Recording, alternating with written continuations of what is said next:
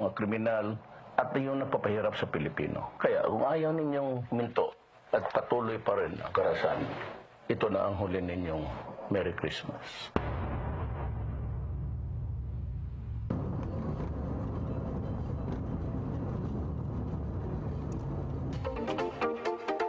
Ating alamin at unawain ang Executive Order Number 26 o ang Nationwide Smoking Ban. Ibig sabihin, mas hihigpitan ang pagbabawal ng paninigarilyo sa mga pampublikong lugar at pampublikong transportasyon. Bawal din manigarilyo sa mga ospital o mga pasilidad na kahalintulad nito gaya ng medical clinic, dental clinic, laboratorio at pharmacy. Bawal din manigarilyo sa loob ng mga gusali, maging sa mga hagdan, elevator at fire escape, maliban na lamang sa mga itatalagang enclosed area bilang smoking zone. Dapat sarado at may buffer zone. Lalong bawal manigarilyo sa mga lugar na fire hazard, katulad ng gasoline station. Bawal din manigarilyo sa lahat ng paaralan, pribado man o pampubliko, maging sa mga lugar kung saan nagsasagawa ng aktibidad para sa mga kabataan. At lalong bawal manigarilyo sa mga lugar kung saan naghahanda o gumagawa ng pagkain. Bawal din na maglagay ng mga designated smoking area sa mga lugar na binanggit. Sa madaling salita, tigilan mo na ang paninigarilyo. Iwas sakit ka na, iwas kalaboso pa. Isang paalala mula sa TriMedia, ang himpilan ng bawat Pilipino.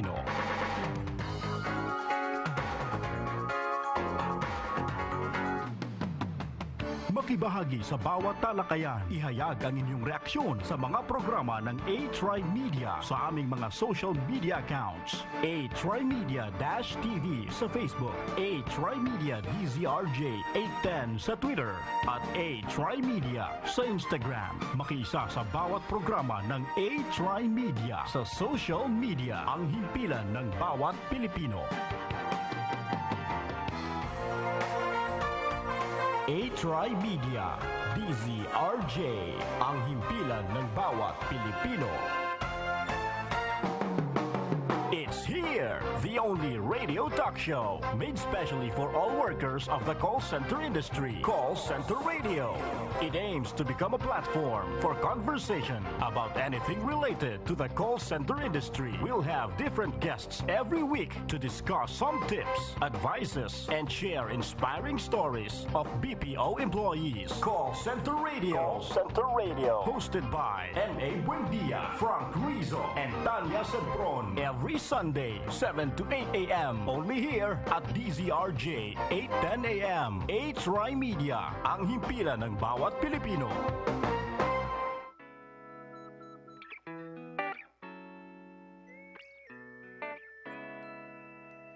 Good morning mga ka-teammates! It's a beautiful Sunday. Tayo po ay magti-team huddle na naman sa 2 oras ng inspiration, motivation, and empowerment na hatid sa inyo ng inyong mga ka-teammates sa BPO. This is the bigger, the bolder, and the longer Call Center Radio Season 2.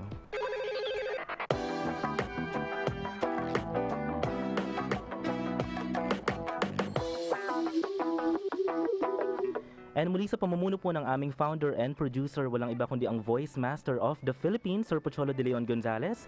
Kami po ang inyong mga ka-teammates. I am your call center vlogger. My name is M.A. Buendia. And I am your events host, ka-teammate, the terrific host, Frank Rizzo. Good morning, everyone. Good morning. And wala po ang aming ka-teammate na si Tanya. She's currently sick, so get well soon, girl. Pero meron po kami makakasamang guest co-host for today. We have, nag-guest siya sa amin nung season 1, di ba? Yes. Ito yung pinakamagandang episode actually. We have in the booth, Maari San Luis. Yay! Thank you so much, MA and Frank, for inviting me today, and to everyone. And Tanya, get well soon, girl. So we like to say to everyone that we are currently live over DZRJ 8:10 a.m. and we are currently online streaming on www.trimedia.com.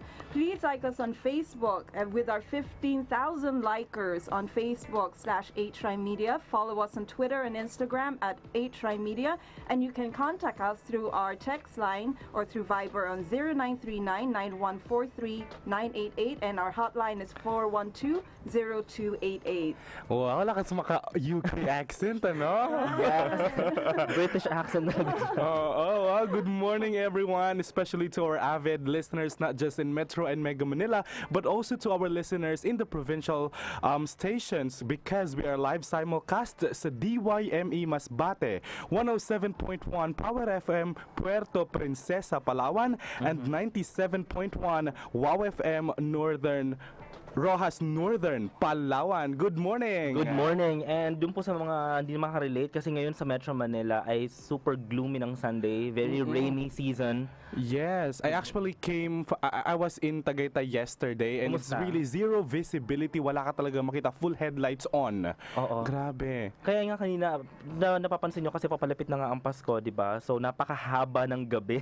Sobra. Kanina, tignan mo, ngayon palang nakikita yung, pero hindi pa nga parang wala pang araw actually. Pero ngayon, episode na to, ngayong Sunday po mga ka-teammates, pag-uusapan natin ang isa sa mga taboo topics in the call center. Yes. So pag-uusapan natin ang mga call center hopper. Nahirapan ako maghanap ng guest, kaya nag-announce na kami sa aming Facebook page, Call Center Radio PH. By the way, if you haven't liked that yet, please go ahead and visit our official page on Facebook kasi kumukuha kami doon ng mga topics or naghahanap din kami ng mga guests. So if you are interested to be part of the show, please go ahead and like and follow us. So yun nga, speaking of call center hopper, so syempre, alamin natin today kung ano ba yung pinagmumulan or ano ba yung reason kung bakit sila nagja-job hopping. 'Di ba? Hindi lang naman to para dun sa mga nagtatrabaho sa call center or sa BPO but in any industry kasi lalo na ngayon na napakaraming demands at napakaraming mga nag-o-open na companies and gusto rin natin matutunan kung ano yung magagawa ng company para ma-retain yung mga talents or yung mga employees nila. So,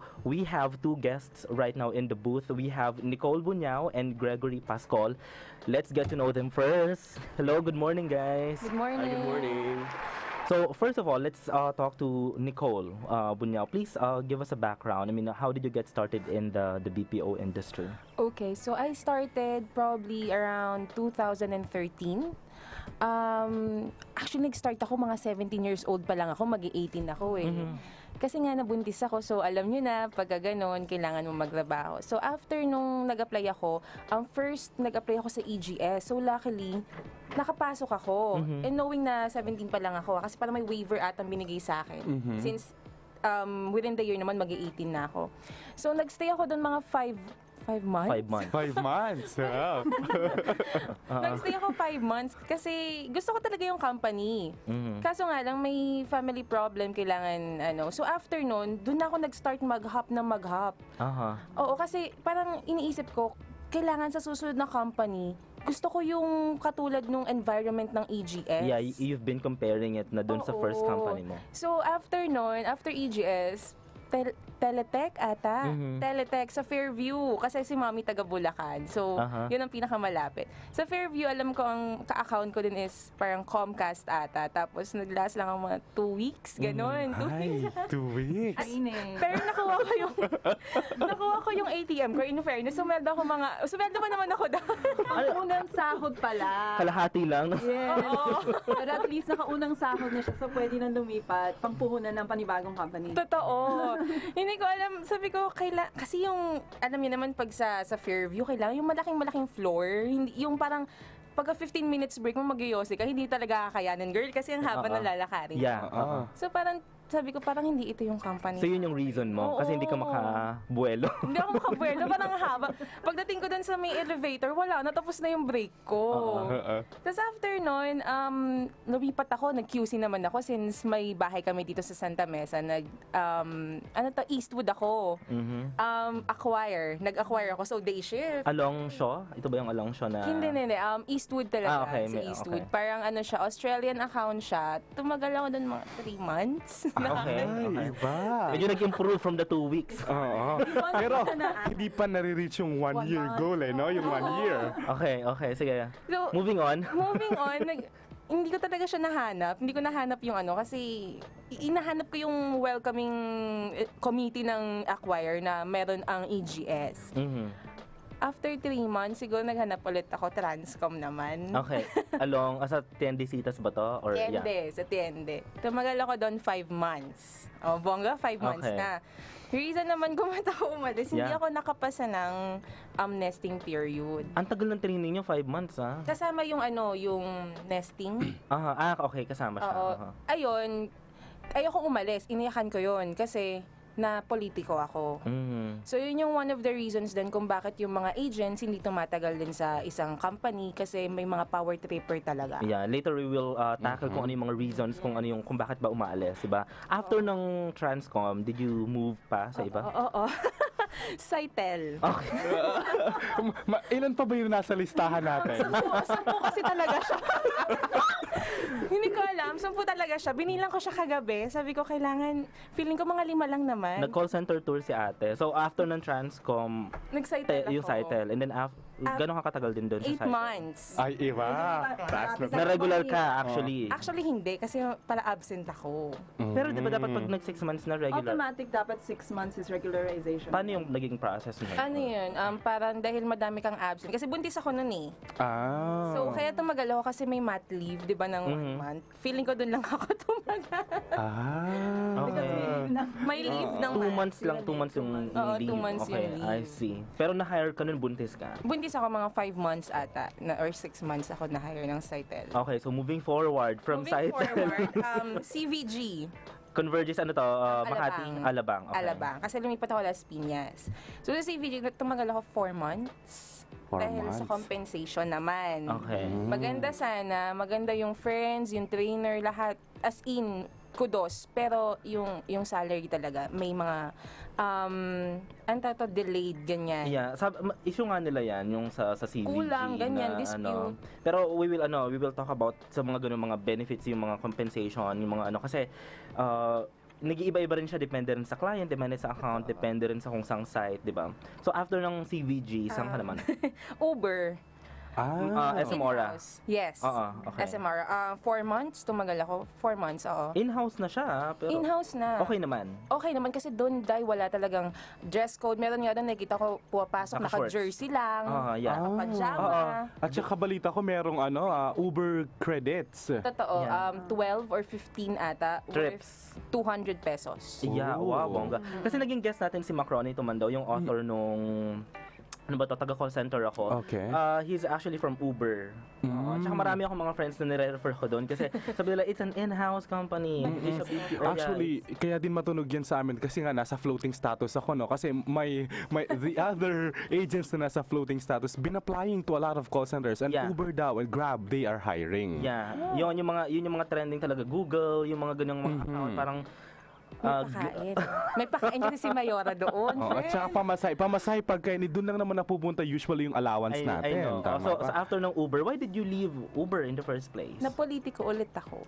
Tsaka Okay. yung mga Sensitive tao. ka masyado, okay. Hindi yung mga taong nakapaligid sa akin, medyo toxic talaga. Lahat kasi sila galing ng company na TL na, OM na, tapos parang ako, syempre agent ako, na napopolitiko parang ganun in terms. Okay. After non e-performax naman ako. Okay, sa ang e-performance. Dati dito sila sa Makati, pero lumipat na sila dito sa may Pasay, may sarili Okay. na silang building. Tumagal ako 2 months. Mhm. Kaso wala naman kasing kontrata dun eh.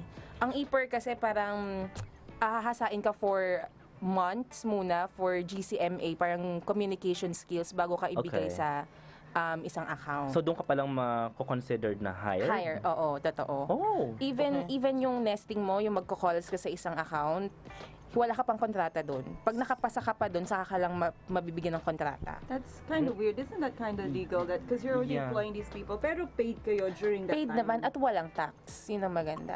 Walang tax. That's questionable. Very Oh under my the table. And that's the first time that I've heard this na hindi ka pa employed, parang hindi ko alam eh. Na ganyan ang setup. Usually kasi there will be call centers that would train you for free. Yes. Right? They wouldn't pay you like for a month or maybe like 2 months, and then after that they will employ you after that free training. Pero to be in that situation, that's a whole nother story. Yeah. Pero hindi pa nagka-count yung tenure mo doon the moment that you stepped in, di ba? Ang maganda lang din sa kanila, during training, every other day, binibigyan ka nila ng pera As in cash. Yeah. Para wala kang reason para mag-absent na wala akong pera. Right. Every other day may 800 ka. Ay, bongga. Ay, parang Tuesday, Thursday. Pakila. Construction worker, everyday may envelope. Oo, totoo yun. Pero na-hire ka after nung 2 months sa training? Or Oo, actually parang kasi sprint yung account eh. okay. So, after- DSL or ano ba Hindi tong ko alam, para siyang all around ka na. DirecTV parang or Parang ganon. Parang ganon, di ba? So, sprint yung account. Tapos sabi ko during training, mga December na yon, mag-Christmas na, parang ayoko yung sprint. Kasi toxic yung account. Nakita ko yung mga comments. Sabi ng mga friends ko, Day, bakit ka dyan nagpapunta? May mga ibang, may mga PayPal naman dyan ang account. Yun nga, alam mo kapag ganyan, pag nagtatanungan ng mga agents, Yes. pag nagtatanungan ng mga agents about sa kung saang account ko ba nagwo-work, tapos pag sinabi mo yung ganito, sasabihin, bibigyan ka na nilang heads up. It's either na parang, lumipat ka na dyan, or toxic dyan, or masyadong mahirap dyan, or walang growth dyan, or kahit pa sabihin mo lang yung project, parang may mga ganung heads up agad eh. No? Minsan napaparanin yung agent, minsan hindi na umaabot sa floor. Yun ba yung mga reasons mo rin? Kasama yun dun sa mga reasons kung bakit ka umalis kasi nandun yung sinasabihan ka ng iba. Oo, totoo. Kasi, syempre, mas tenured sila sa akin. So, once na sinabi nila, ay, may hiring dito, tapos sasabihin ko, ay, hiring sila, gantong account, ganto. Huwag ka na dyan, toxic dyan, hindi ka tatagal dyan. All-around agent ka, superhero ka dyan, tapos yung incentives ang baba. Parang, Oh, I see. So after naman nung may isa pa ba? Meron Dalawa kasi- pa. Dalawa pa. Ano pa yan? At nakakatawa kasi ang dami nakatutok ngayon sa ating live session at sila ay nakaka-relate. Okay? Kasi name drop lang. Anyway, again, ang show po ay the views and opinions expressed by our guests do not necessarily reflect the state or the views and opinions by the host, the management, and the network. So ano naman, nakalipas naman na sila and then parang heads up lang dun sa mga things might have changed na already. Yes, very good. The reason why as well in camera talaga napapakita natin yung guests natin because they are proud that these things happened to them. Yeah. Yes, because this will actually turn into a very good conversation later on. Yeah. I know, 'di ba? Tsaka yun nga para sa mga nanonood, mga interested na mag-apply or doon sa mga currently na nandun sila sa state na mag-hop back or whatever or nandun hopper na rin sila ngayon. So, we will give them like tips na baka pwede mag-hold on ka pa or mga reasons kung ano yung mga magte-trigger sa'yo na ituloy mo na yung resignation or it's not worth it, or you can probably like be more open or be more patient doon sa company kasi marami rin naman talagang factors na kino-consider before you decide leaving a company. Okay? So, kasi siya kung mapapansin mo, yung yung Reason. laging yung reason is napupolitika or laging more on emotional. So, And diba? convenience in MA. Yeah. Diba? Tsaka this show is also going to be very beneficial for even the companies and correct. even the leaders in the company kasi yung feedback nila is important. So it will be beneficial for every side. Yeah, Yes, correct. that's true. Okay, wala pa tayo sa destination. May 2 liko pa eh. All around nga siya from north to south. Pansin mo? Go, Nicole. yung after ng e-performax ko, meron akong nakitang small company na sa 30 agents lang, kasama na yung head. Bago pa lang. Bago pa lang. Ang pangalan niya is Tire EO. Actually, tapat lang siya ng bahay namin. So, wala akong ginagastos na pamasahe. Back office siya. Maganda naman, kaso nga lang, hindi ko alam kung bakit ako napaaway doon. Napaaway ako kasama yung, may tinatawag kaming homies. Alam mo naman sa ibang bansa, yung homies is parang manggugulpe, ganyan. Close sila sa boss. So, kaya umalis na ako kasi nagkaroon sila ng away nung jowa ko. So, after noon, nag-scout na naman ako sa Facebook, yung mga hiring, ganyan. Nakita ko sa TP. So ngayon, teleperformance. oo, nasa teleperformance ako and I'm proud to say na 7 months na ako doon. Okay, wow. Kailangan mo ng applause. And are you loving it? Of course, sobra. Ang dami nagsasabi na madaming dispute sa TP, ang dami nagsasabi na hindi nahuhulugan si ganito, si ganyan. Pero sa stay ko sa TP for 7 months, wala akong problema actually. Very good. Anong tip ito? Itong sa show? Sa MOA. MOA, tapat ng MOA Arena. Bongga, di ba? Tsaka kanina nga Marie, di ba pinag-uusapan natin kung ano yung nagpapastay doon sa mga employees sa company kasi mahalaga nga ma-consider yon para at least alam na nila. Pero ang interested lang ako kasi hinahire siya ng mga companies kahit pa ang mga nasa resume niya lang 4 months, 6 months, 7 months. Kumbaga, normally kasi nandun yung misconception na when it comes to the hiring process, kino-consider nila kung nagtagal ka ba sa company. Pero kasi in the BPO, okay, sa sobrang desperado ng mga tao, ng mga company sa employees, di ba? Wala silang pakialam kung hopper or whatever. It's no longer a basis talaga eh. Oh, talaga? Diba? Kasi like now, even for us when we're hiring, kasi at times, you look at now kung itong person na to is experienced na, kung meron siyang enough experience to fit the account, pero not necessarily kapag hopper. Ngayon, we have a lot of agents or trainees that come in and they're hoppers. And still, so it's not even a big factor anymore. Yeah. But of course, things may change. Diba? Yeah, and maybe companies take it as a challenge as well. Yeah, correct. It's a challenge for us to have these agents stay with us for years. Correct. At Pero nag-give ng chance ang BPO. Yep. Nico, question ko lang, during interviews, do you mention na ito, I've been to 10 companies at ito yung mga nangyari talaga, honestly? Honestly, hindi. Ang mga nakalagay lang dun is EGS, Transcom, Cytel, and CVG. Why those companies, Nicole? What's Kasi the reason for the choices? Yun lang kasi yung mga medyo matagal ako. Okay. And speaking of matagal, mga 5 months up. Tapos every time na tinatanong, bakit ka umalis? Personal reason. Oo, kasi pag gano'n, parang hindi naman na ididigday pa yun eh, no? Kapag, bibigyan din pala natin ng tip yung mga nag-a-apply ngayon kung paano nila ma-handle lang maayos yung interview. Kasi lagi nilang issue yan, na-terminate po ako sa ganito, should I declare, or kung should I, reveal kung ano yung reason talaga nung umalis ako doon, kung na-terminate ako. But anyway, wala pa po tayo sa kalahati ng show, pero napakarami na natin nalalaman ngayon. Tsaka hindi pa natin nakakausap yung ating second guest na si Greg Pascol. So, let's get to know him first. How did you get started naman in the BPO industry? I know that's one tough act to follow ni Nicole, pero ikaw, you can share your experience as well. Yeah, good morning to all the listeners. Yeah, hello. Also on the radio show. Now, I started 2007. I came from Ilocos. Kasi ang purpose ko na talagang pagpunta din sa Manila is to apply for a radio station kasi since I was a radio jock before in Ilocos and La Union. Sabi ko, try ko nga yung mga sinasabi ng mga kaibigan ko, which is call center doon sa Ortigas. Okay. So, 2007, I started with 4 call center na fly-by-night. Fly-by-night. Ito yung mga underground companies. Okay. I started, ito yung congratulations, you win vacation package, mga ganon. Or win some 3 days, 2 nights vacation. How did you find them? Sa online or? Actually, nasa Prestige lang yung mga yun eh, dun sa Ortigas. So, nagtagal ako doon ng 3 months. Nung first 3 months, okay naman yung sahod binibigay. Pero yung nagkaka-dispute na kami, tapos may balita-balita sa floor na mag-close na daw yung company dahil darating yung mga government parang i-raid siya. May raid.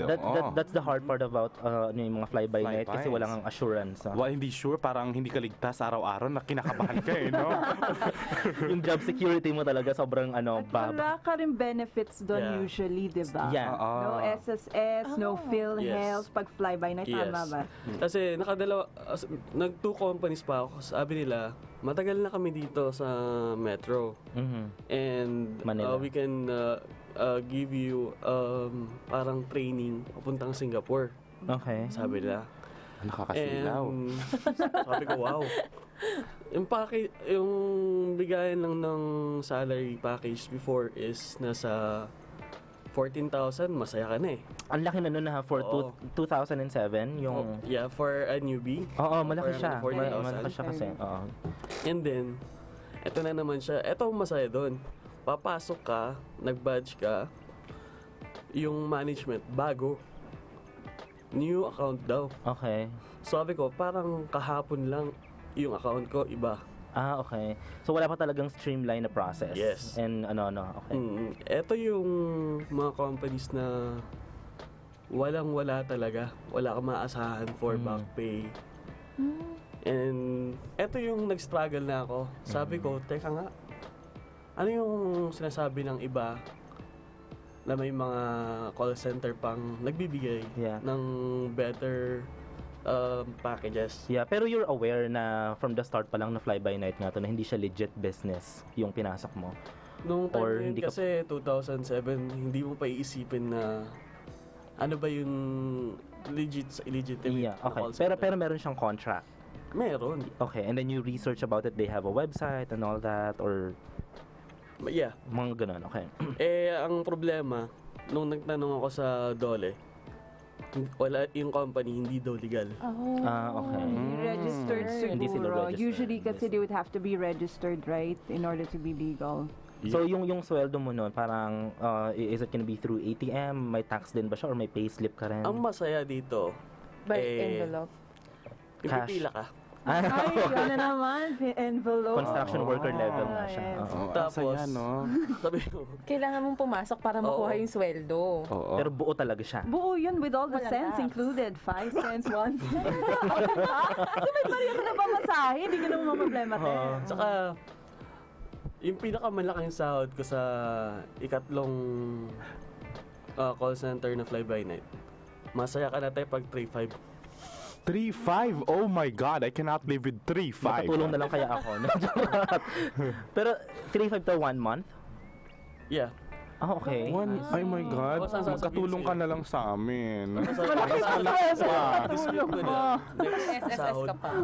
Delayed pa. So you stayed there for how long naman? Doon sa itong pang third na company na to. Ewan ko nga, ba't ako nagtagal ng 6 months eh.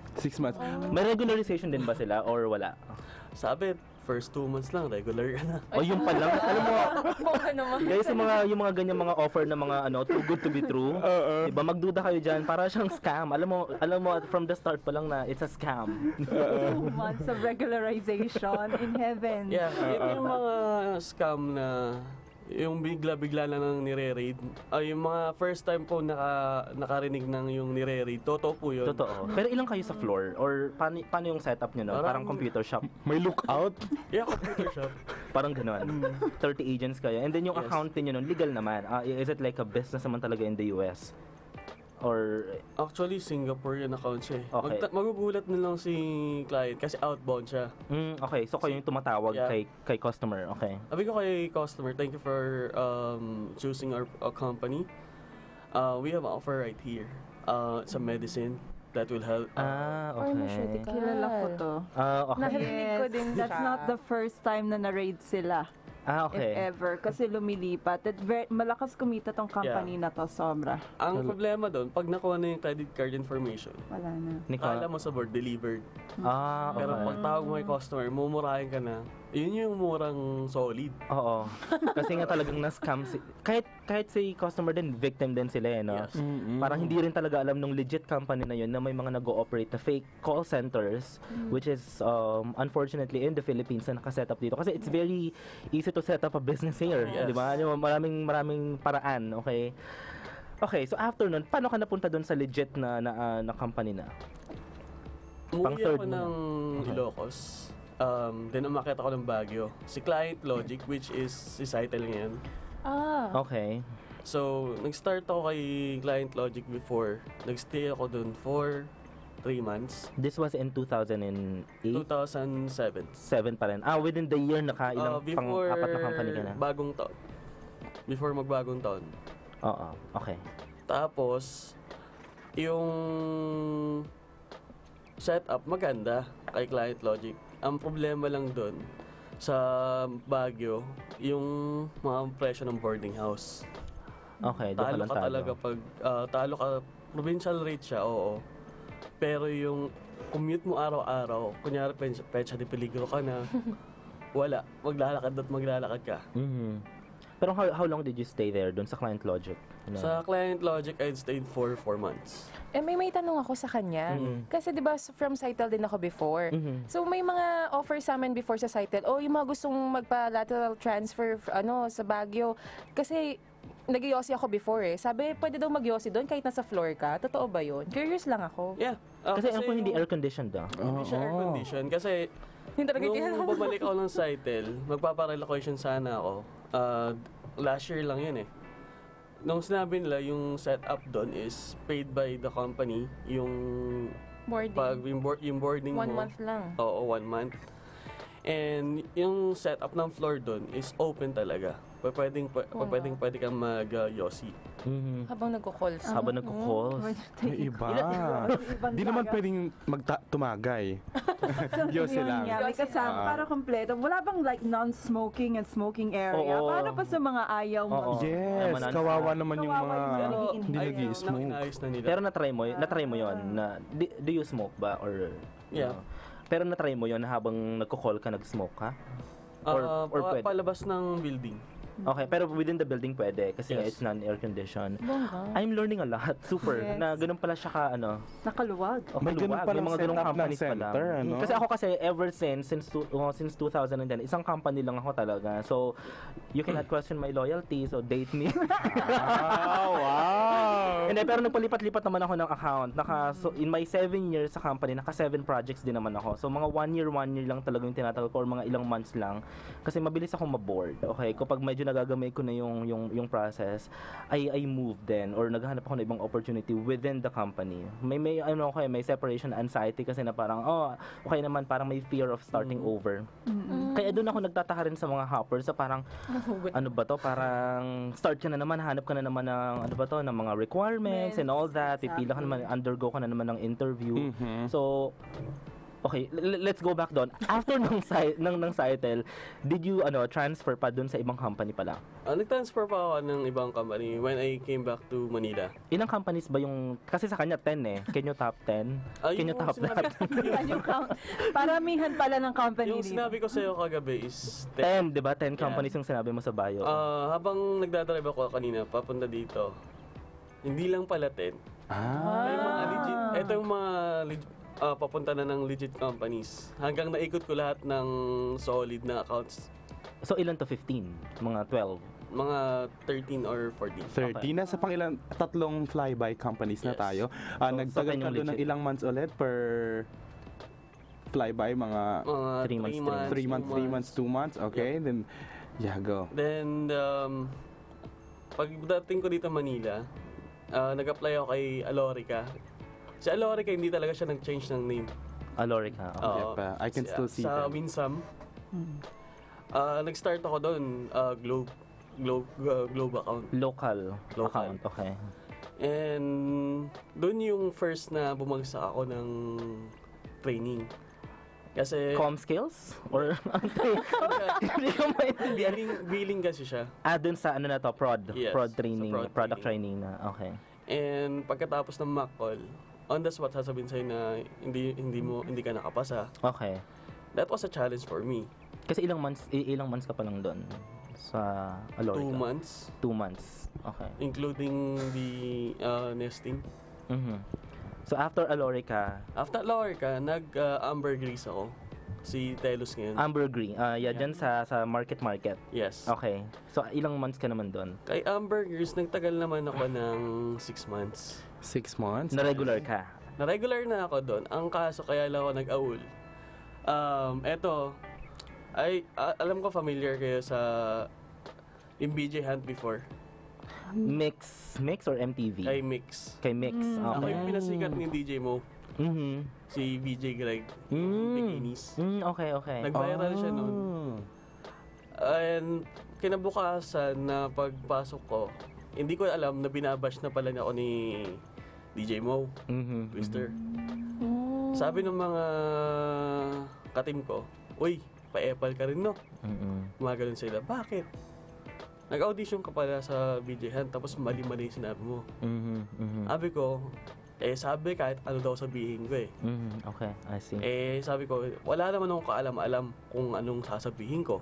Sabi, ang team niyon is Summer. Kaya, gumora ako. Oh yeah. So after nung Ambergris, lumipat ka na naman ng ibang company. Yes. Anong account na naman? Anong company naman to? Ito na si Teleperformance. Saang brand? Sa Shaw. Shaw. Okay. Nagtagal ako doon for almost 1 year and 6 months. Tumatak. Level up. Loyal na siya. Okay. So after naman, bakit ka naman umalis ng tele-performance? Umalis ako dahil sa TL. Okay, management problem. So later pag-usapan natin kung ano yung mga issue dyan normally. And then after ng teleperformance, Nag-Sutherland Tarlac ako. okay.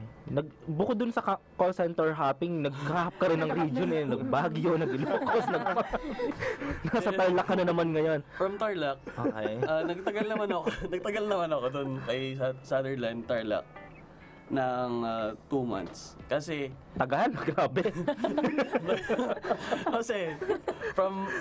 yung tawag natin, di ba may tawag tayo kay Sutherland? Anong tawag? Ano? Yung sinasabi nilang Sufferland. Sufferland, yeah. Sutherland. May bago silang hashtag, Sufferland. Okay. Ito, sa Sutherland, this is only my opinion kasi narinig ko din sa kanila sa mga Okay. ibang applicants or mga nagtrabaho doon. Okay. So, from Sutherland, nag-hop naman ako papuntang Pampanga. Which is May call center din. Oh, marami mga call center sa Marami Pampanga. NCO. NCO. Kay NCO, nagtagal ako ng 4 months. NCO, dati siyang EGS, di ba? Yes. And yung problema doon, bakit 4 months lang? Kasi bumagyo. Sa Pampanga. Oo. Pinasok yung boarding house ko. Kinabukasan, pumasok ako na naka-short. Lumusong ako ng baha. Tinanggal ka dahil naka-shorts.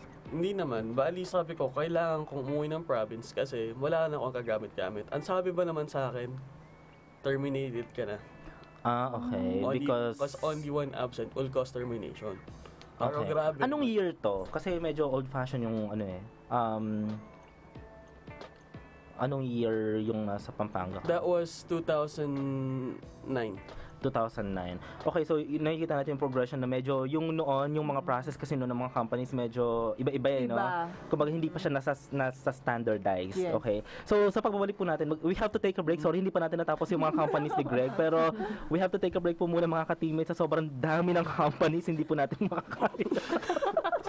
Naloloka talaga ako. Pang ilan pa lang tayo, Greg? Meron pa ilang Pang fifth? Oo, yung mga nakatutok pala sa ating live session ngayon, kung meron pa kayong mas maraming company doon sa 13 or 15 na companies, please comment down below. Kahit na hindi nyo na-mention yung company, utang na loob.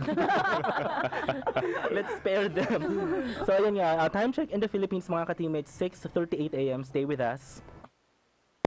TriMedia, DZRJ, ang himpilan ng bawat Pilipino. Uy, si Miss. Unang tingin pa lang, puti na. Kinis pa. Nag-Myra Vita White Hand and Body Lotion kasi. May vitamin E beads and natural plant extracts that help nourish skin deep inside for a healthy white glow. Puti at kinis, Ay, hanggang malapitan. yala na. Healthy white glow sa Myra Vita White Lotion. Yan ang alagang holistic by Myra. Trusted quality healthcare. Unilab yan.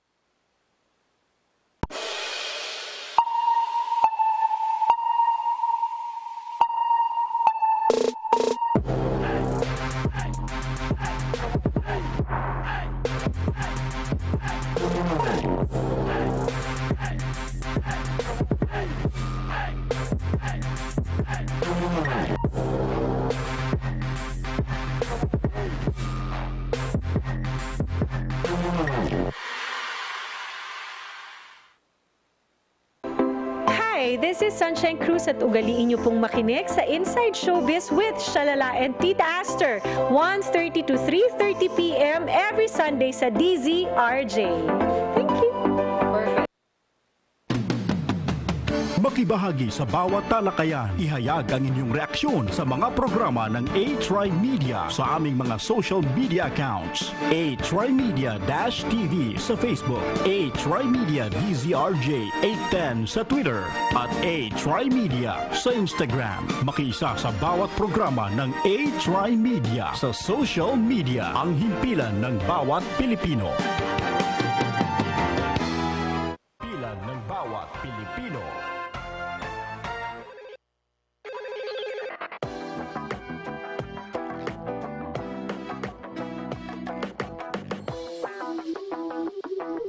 Welcome back to Call Center Radio mga ka-teammates, and sa booth pinag-uusapan pa rin po natin ngayon buhay call center hopper. Kasama pa rin natin ngayon, we have our guest co-host Marisa and Luis, and we have our guests Nicole Bunyao and Gregory Pascal. But before anything else, Frank?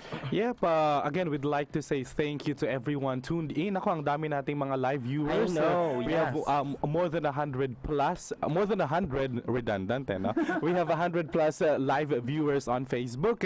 We'd also like to thank, of course, for making the program possible sa President ng TriMedia, Miss Kay Dacer, at sa ating program manager, Sir Nestor Doria. Maraming salamat po sa inyong pagtitiwala. This program is, of course, is powered by Creative Voices Production.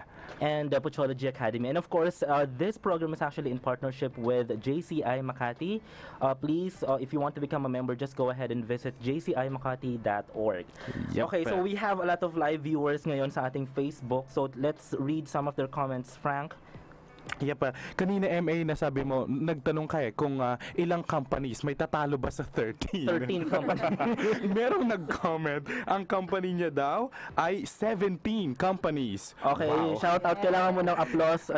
Bryle Atilano.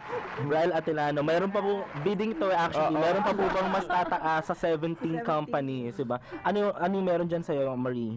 Actually, ganun din. Merong isa, 3 companies for the last 2 years. Wala, mahina. Kay Patrick Miller. Wala pa sinabi dun sa 10, 13, saka 17 natin. Baka may magbibid pa ng 20 dyan. Yeah, actually, ang dami mga nakaka-relate kanina. Tsaka ang dami mga nakatutok ngayon. Sinabi kanina ni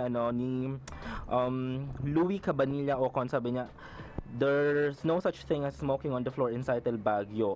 Parang kino-correct na baka ngayon, baka before pwede.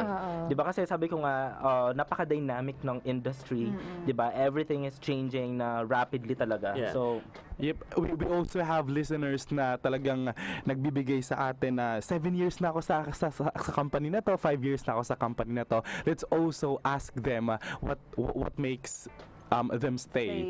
Yes. Yep. Kasi yun naman yung magiging goal talaga ng episode na to. It's not really to glorify job hopping, di ba? It's to actually look at the positive side or understand, okay? Magkaroon tayo ng para mas malawak na pangunawa when it comes to call center hopping, kung ano ba talaga yung issue. Is it you? Is it me? It's not true. It's an opportunity for them to air their side. Kasi there's always that negative, diba, impression towards call center hoppers. Correct. Yeah, this is always the unheard side, Yes. na bakit tayo nag-hop, so it's important as well for us to tackle this. Ngayon pa lang nadja-judge na nga sila.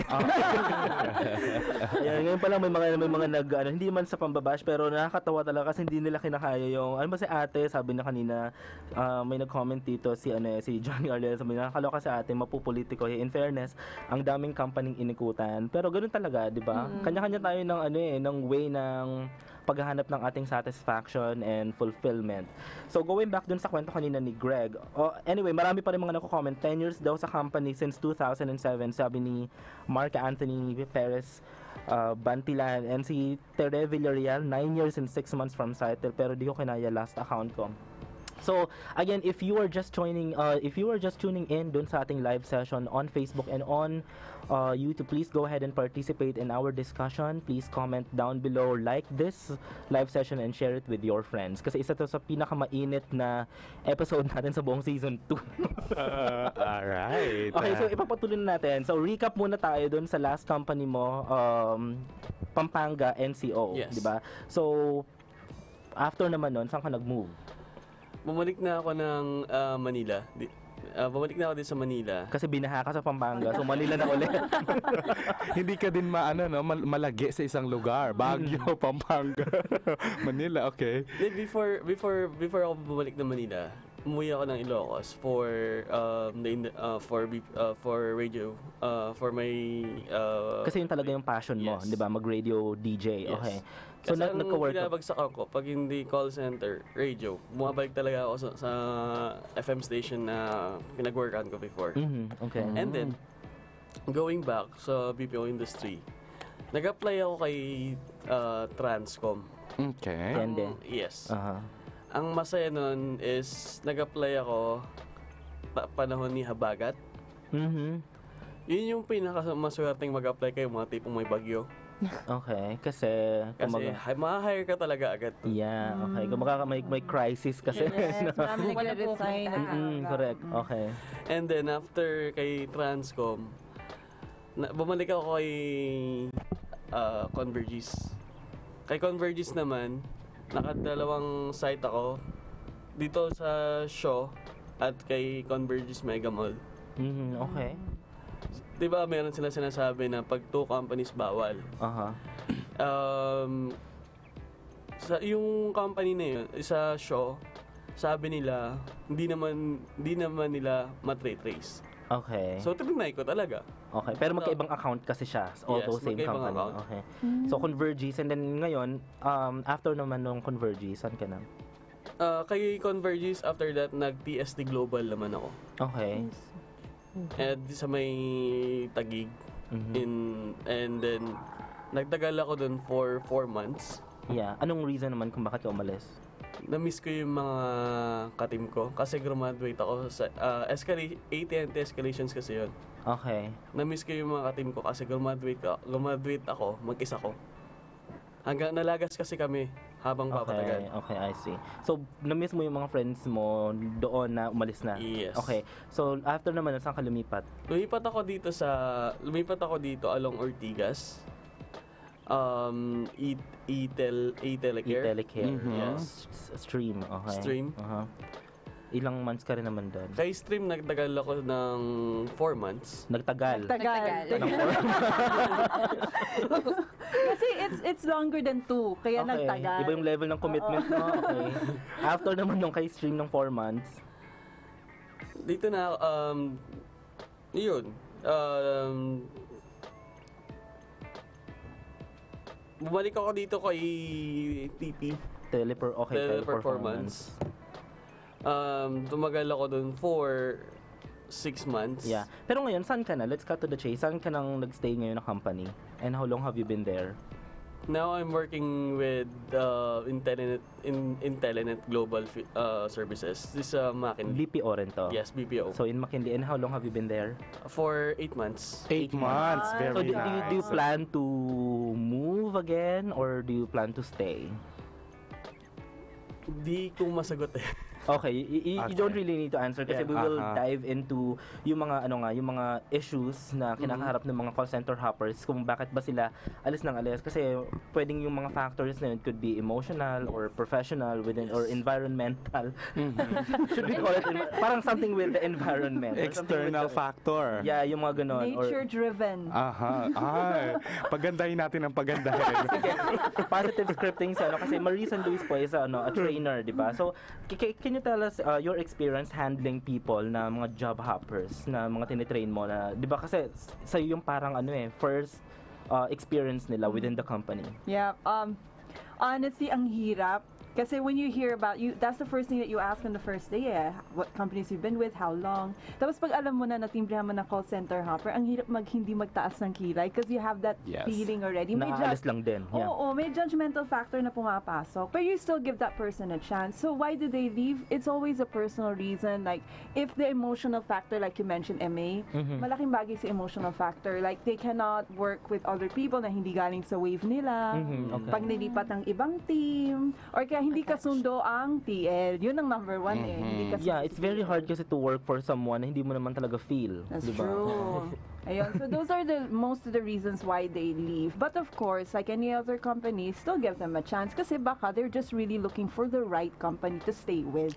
Yes, that's correct. Pero actually, it's a red flag to have 10, 13 companies in the past.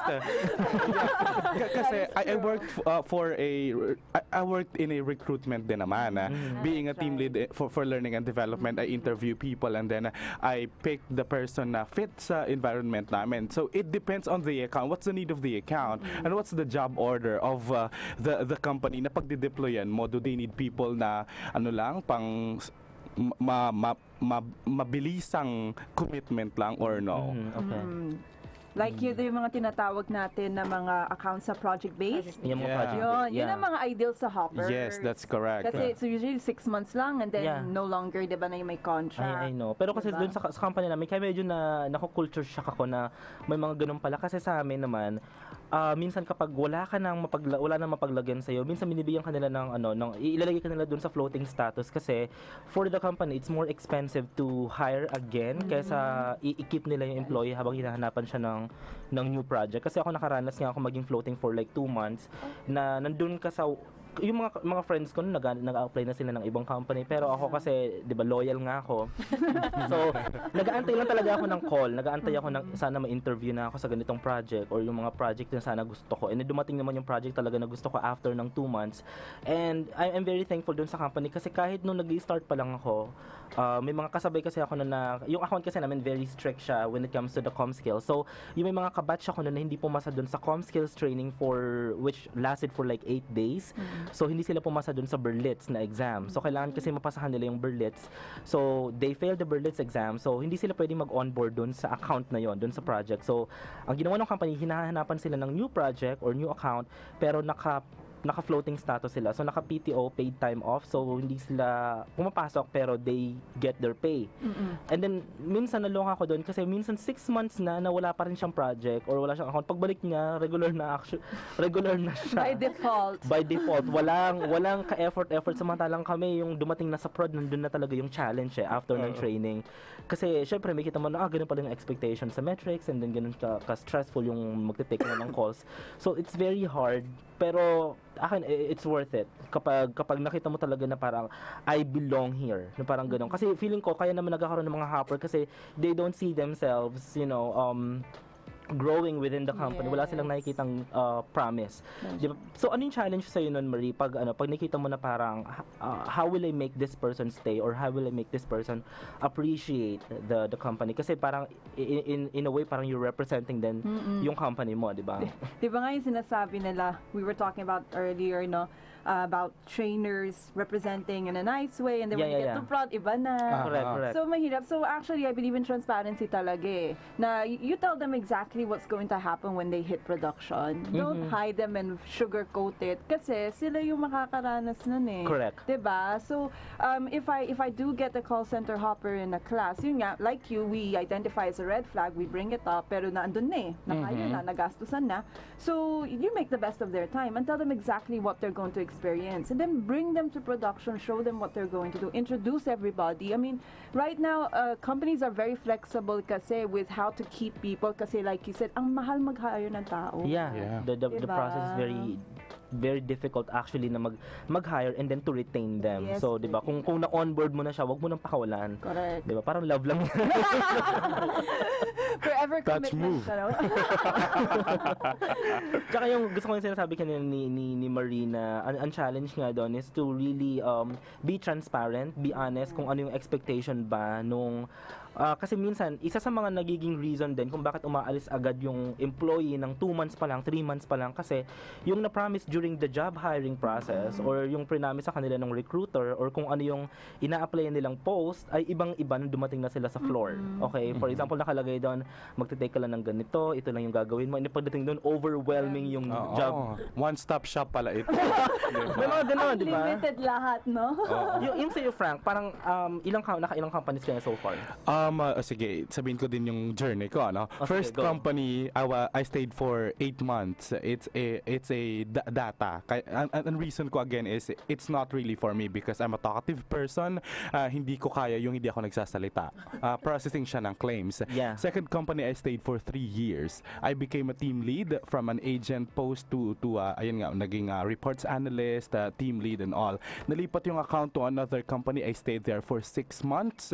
6 months lang, I had to move kasi the environment is different from what it was before. Pero same account kami, same people. So I stayed for 6 months and now sa pang-apat kong company, I am running 2 years pero resigning. Kasi nga, siya doon. because I was put on floating status Okay. and wala talagang, sinasabi ko talaga to sa radyo no? Okay. You didn't name naman the company, so it's fine. Ayan, so, resigning. Ayan, so, yun yung journey ko. I do not consider myself as a call center hopper though, kasi it was 7 months, 3 years, and then 5 months, same people, same account, and then now getting 2 years. Yeah. Let's talk about call center hopper nga pala. How can you tag someone na sa call center hopper? Ano yung parang ano yung pinaka nagiging doon, yung category na yon para mag-fall ka into call center hopper? Is it like yung sa kanya na 10 companies within ilang years lang, or yung tenure mo which is 2 months or 3 months? Combination, di ba? Yun, Tama. diba? The combination of the tenure plus how many companies. Pero yun nga, sabi nga like ni Nicole earlier, hindi niya dinedeclare lahat. Yeah. Pero yung totoo, lalabas yung sa SSS. Nakikita ba yan? Nakikita yun sa Yes. SSS. When they generate your, yung contributions, Yeah. nakikita yun nakatali. May mga nagtatanong nga sa akin na ganyan, matitrace po ba nila yung mga previous kung hindi ko man siya i-declare? Meron silang parang 201 file, di ba? Yes, that's correct. And if you actually apply to big companies, may babagsak mo May yung background CI, check. may Yeah, background correct. check. May background Lalo check. sa company ko ngayon, talagang naka 2 months ka na sa floor and then lumabas na yung resulta ng background check at nalaman na Sugi ka. tsugi ka talaga. Yeah. Kaya Tanggal. mga ka-teammates, be very careful po. Kaya, especially kapag nakapag-sign kayo ng contract doon, kasi hindi lang siya papel, okay? Your name is there, okay? It's gonna be there and it's recorded. Tsaka yung mga companies na yan, mga BPO companies especially, they have like an organization, That's like right. the CCAP, the IBPAP, they have the IBPAP.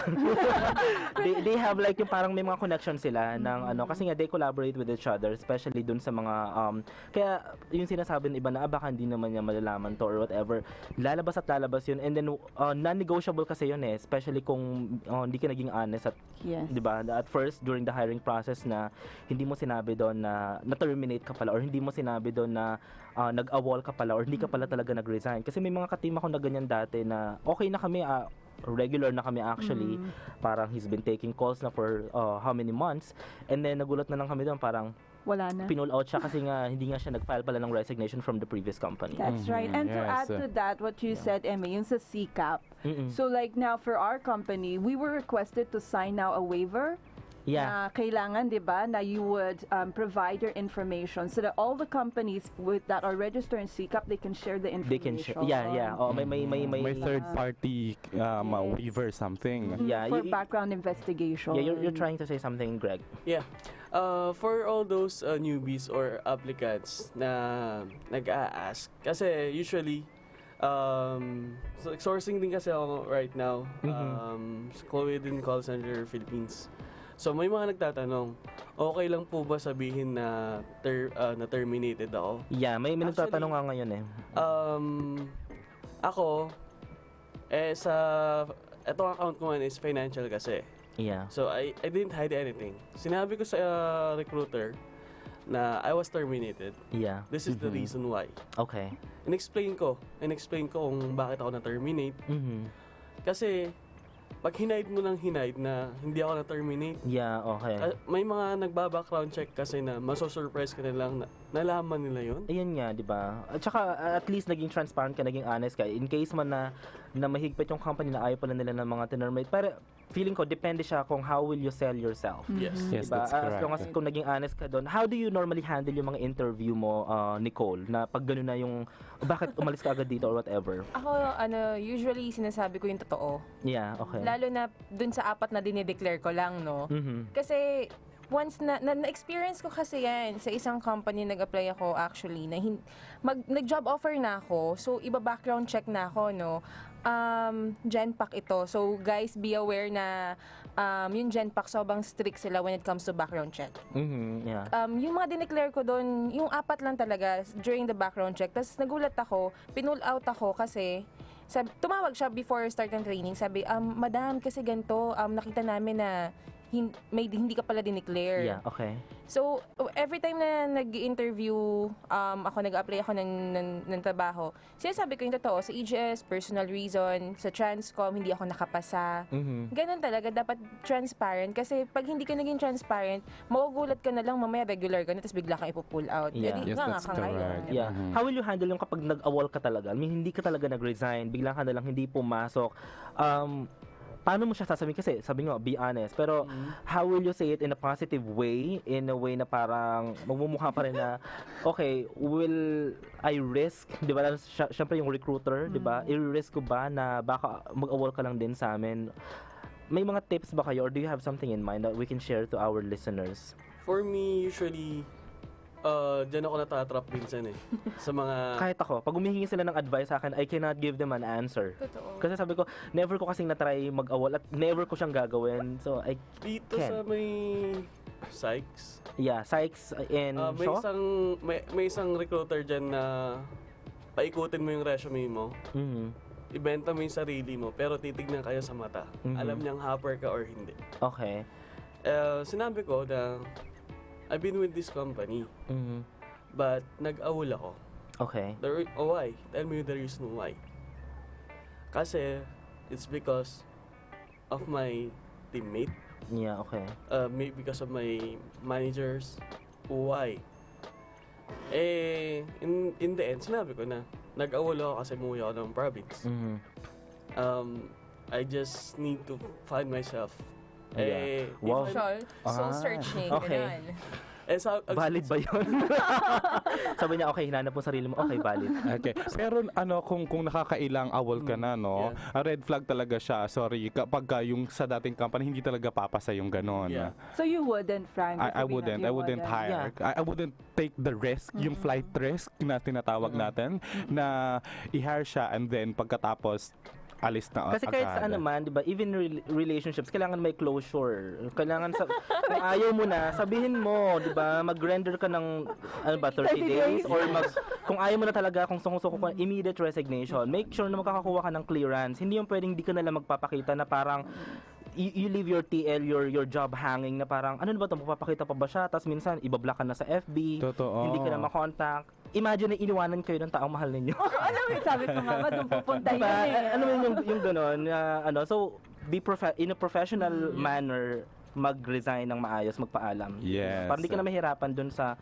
Pero paano ka na-hire pala dun sa after nung interview na yon? After yung interview na, yun, wala talaga. Hindi talaga. Pero paano ka na-hire dun after nun sa ibang company naman? Well, ako, usually kasi, gaya niya, ini-edit ko yung resume. Okay. Pero, doktor nyo. Pero pag si recruiter naman, mabait, at na kuha mo na yung loob niya, at alam mong madami na siyang tanong,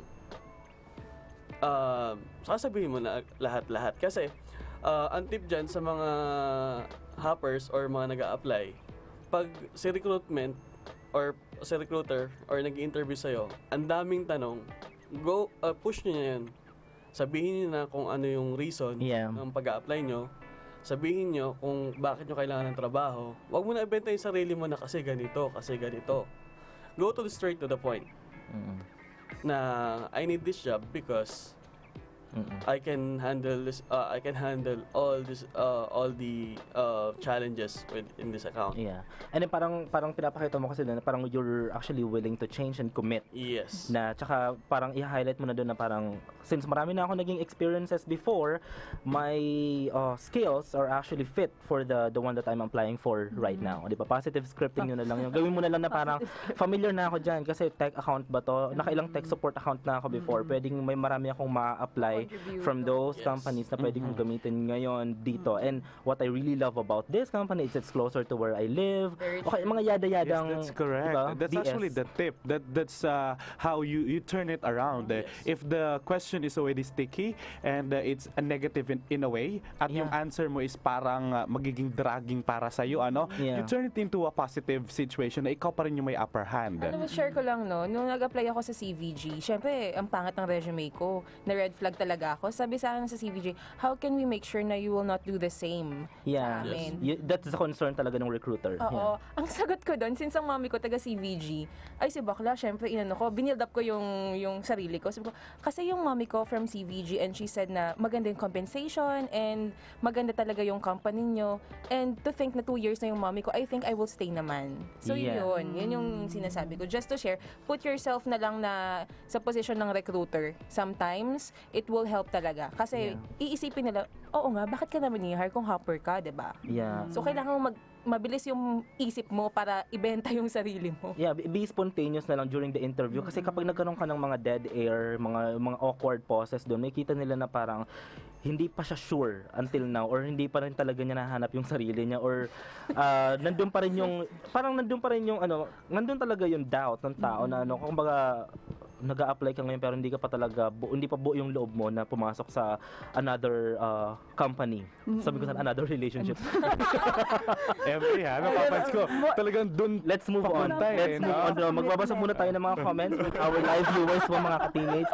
We have from, sabi niya, Triley Festejo U. Sabi niya, share ko lang, nasa Sterling Global Call Center, ganyan sila pag nagre-resign, ayaw pa nila payagan kahit low prod na. Tapos pag pinilit mo mag-resign, papahirapan ka nila hanggang ikaw nilang mapagod sa kanila na hindi mo na mahanap yung tao na dapat makapirma. Kaya bad experience ako pagdating sa clearance sa Sterling Global Call Center.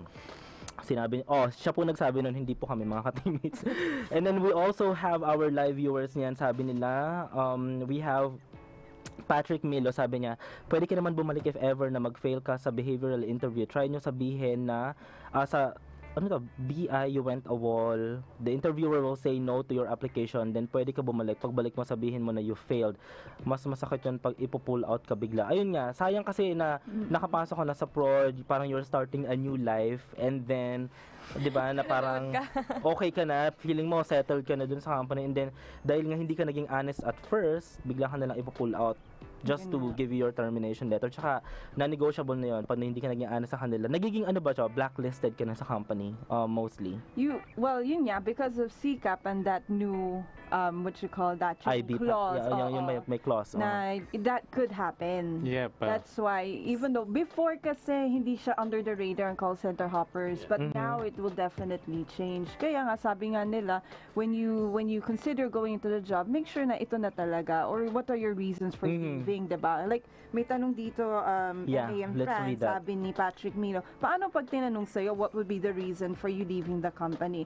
Honestly, when I asked that question during the first day of training and they tell me personal reason, which is the most common one, what is your personal reason? Oh, diba? you get curious talaga, you ask. You get into details. Yes. Kasi if the answer is something about the company, say environment, what happened to, what was your experience with that company, maybe it's something that the current company you are applying for ay maiwasan niya, diba? At mabigyan niya kaagad ng solution. Again, it's a two-way process. It's you helping the company know yung mga listahan ng ito dapat yung kailangan naming improve, and them as well having a grasp of who the people they are interviewing. Yeah, but be very careful about not bad-mouthing your previous employer, poaching, yung mga ganun kasing ginagawa ng parang, di ba, toxic kasi doon or whatever, yung mga negative words and phrases na it will reflect kasi on you, not naman doon sa company na yun. Yes, Diba? that's correct. And if I may just add, there are other companies na who will just bank on your skills, the way you present yourself and all that. But there are a lot of companies na ang titignan talaga is your character, diba? Integrity, honesty, and all those things na non-tangible. Sobrang dependent ngayon ng mga call centers when it comes to behavior. Correct. Dati kasi skills lang talagang inuuna eh. Yeah, Pero basta magaling mag-English or maganda yung school niya na maganda pinanggalingan niya. accent, hired ka na. Ganon. Ngayon, hindi na pwede yun. They really look at the behavior of each and every individual that comes in. Kaya nga, if you look at the hiring nowadays, parang mas nag-lean towards pa sila dun sa mga bagong graduate versus sa mga tenured. That's right. That is why there are a lot of programs na for new graduates sa company namin. Kaya meron silang yung bagong graduate din, hinahire tapos tinitrain at sila na yung i-deploy sa iba-ibang project. Yeah, correct. At saka dami mga trainings ngayon na more on personality. That's right. Yes, that's Hindi right. na lang siya skills, hindi na lang siya doon sa English, hindi na lang siya sa mga ganun. More on mga leadership training, more on mga, yun nga. Kasi doon talaga, kapag nagkaroon na ng attitude yung employee, minsan ang hirap niya niyang hatakin, di ba? Nasa dark side na siya. So, ang hirap nang makuha ulit yung loob niya. And then, parang kapag umalis na siya, lilipat siya sa iba, minsan ganun pa rin yung nagiging problem. Normally, yun yung fear ng mga companies sa mga hoppers. Kasi feeling nga nila, the same pattern will happen. Yung yung trend na yun na aalis lang din to kapag nakakita siya ng conflict within the company. Just like what happened yung sa'yo na pag nakakita ka ng parang politics na ano. Can you define politics in the company? Is it like power tripping yung boss or within may na-promote na hindi deserving or whatever? Hindi. Parang sa experience ko sa Transcom, di ba during training, during nesting, maganda naman yung stats mo. Alam mo yung wala ka namang ox, hindi ka naman yung ano nga tawag doon pagka nagko-calls ka yung AHT? AHT, yeah. Handling time, yeah. Oo. Alam mo sa sarili mo na wala yun eh. Kasi meron ka dong real-time metrics na may kita mo yun. Tapos pagdating ng scorecard mo, bakit ang taas ng ox mo, hindi ka nga nagsi-CR during calls? Bakit ang taas ng ACW mo, ang taas ng AHT mo, hello, parang nasa top ako sa buong wave. Tapos ako pa yung matatanggal. Yeah, okay. Ganon. Stock ranking ito. So, may nakaaway kasi ako doon. Hindi ko alam na boss pala yun. Yeah, yun yung pinaka-boss namin na naghahawak ng training department. Okay. Paano away? Is it like a verbal away or is it more on... Parang nasagot ko siya kasi every day, after nesting, after calls, kailangan magstay doon ng 4 hours, 2 hours para lang sa huddle na hindi naman siya paid. Sa Transcom ito ha. Tapos, after nun, parang natanong ko, kasi sabi niya, we will send you an email tomorrow kung ano yung mga napag-usapan. Since malayo ako, antipolo pa ako before umuwi sa Transcom ako. Tinanong ko siya, sabi ko, is it really necessary for me or for us na yung sa malalayo, tapos may baby pa ako noon na inaalagaan na magstay kung yung napag-usapan naman po isa-send you through email. Tapos, tinarayan niya ako. Sabi niya, sige, you can go home. Tapos, ayun, doon na nag-start. Yung trainer ko, bakla siya, so ka-close ko siya. Sinabi niya sa akin yung totoo. Umiiyak nga siya after nesting. Sabi niya, sorry, hindi kita napagtanggol kasi siya na yung pinaka-head eh. Na ano niya talaga yung scorecard mo. And be very careful din dun sa mga ganong conflict sa company, no? Yung ano, kasi ako never pa ako naka-encounter talaga nung, hindi naman siya sagutan eh, normally. Kapag mga ganyan, it's either through email lang na may mga flaming emails or mga sarcastic na ano ba yung mga 'di ba during coaching or whatever, pero kasi nandun pa rin yun eh, 'di ba, you're actually offending someone, which is napakahirap noon kasi kahit pasabihin mo na dapat hindi siya tinitake personally, nandun pa rin siya sa superior mo siya or whatever, so wala ka may say siya talaga sa future mo. Well, there's always a proper way of handling it, diba? Professionally pa rin, wala tayo sa kali. We're still employed in the business at saka ito dapat ang way of speaking natin with the superiors. Saka meron yung companies ngayon na open door policy na sinasabi nila. Kasi from based on the experience from Teleperformance, PL na power tripper, which is close niya si OM, yung manager, si boss to boss. And pag nag-decision or pag nag-decide na siya na i-terminate ka, ta-terminate ka na lang without explaining your side. Yeah, it happens. So, ang sagot sa akin HR nung nag-reapply ako, nagpa-clearance ka naman, clear ka naman. Ang tanong dito, bakit hindi ka rehireable? Kasi they get to decide na kung for rehire yung employee na terminate nila. Parang tinatag nila doon. So feeling mo na personal ka. Na personal ako ni TL na to. Nung team lead na nag-clearance sa'yo. Ang problema, yung sinabing kausapin ko yung TL, nag-resign din si TL. Okay, I see. So parang nung tinag niya ako na rehireable, that's a big question. Bakit? Anong ginawa ko sa kanya? Yeah. Saka shout out po dun sa TL. At ramdam ko po talaga yung hinig sa yung hugot, no? Pero hayaan mo na, sabi nga nila, there are many fish in the sea, there are many call centers in the metro. Yeah. Diba? Not just in the metro, pwede ka bumalik ulit sa La Union, sa Tarlac, Baguio, Pampanga, dami yung pinagmulan. Pwede rin siya mag-Cebu, siya ka Davao, hindi pa nyo napupuntahan, if ever. And now, we've been talking about kung ano yung reasons nila why they've been hopping from one center to another. No? Now, let's talk about what's making you stay ngayon sa company. Correct.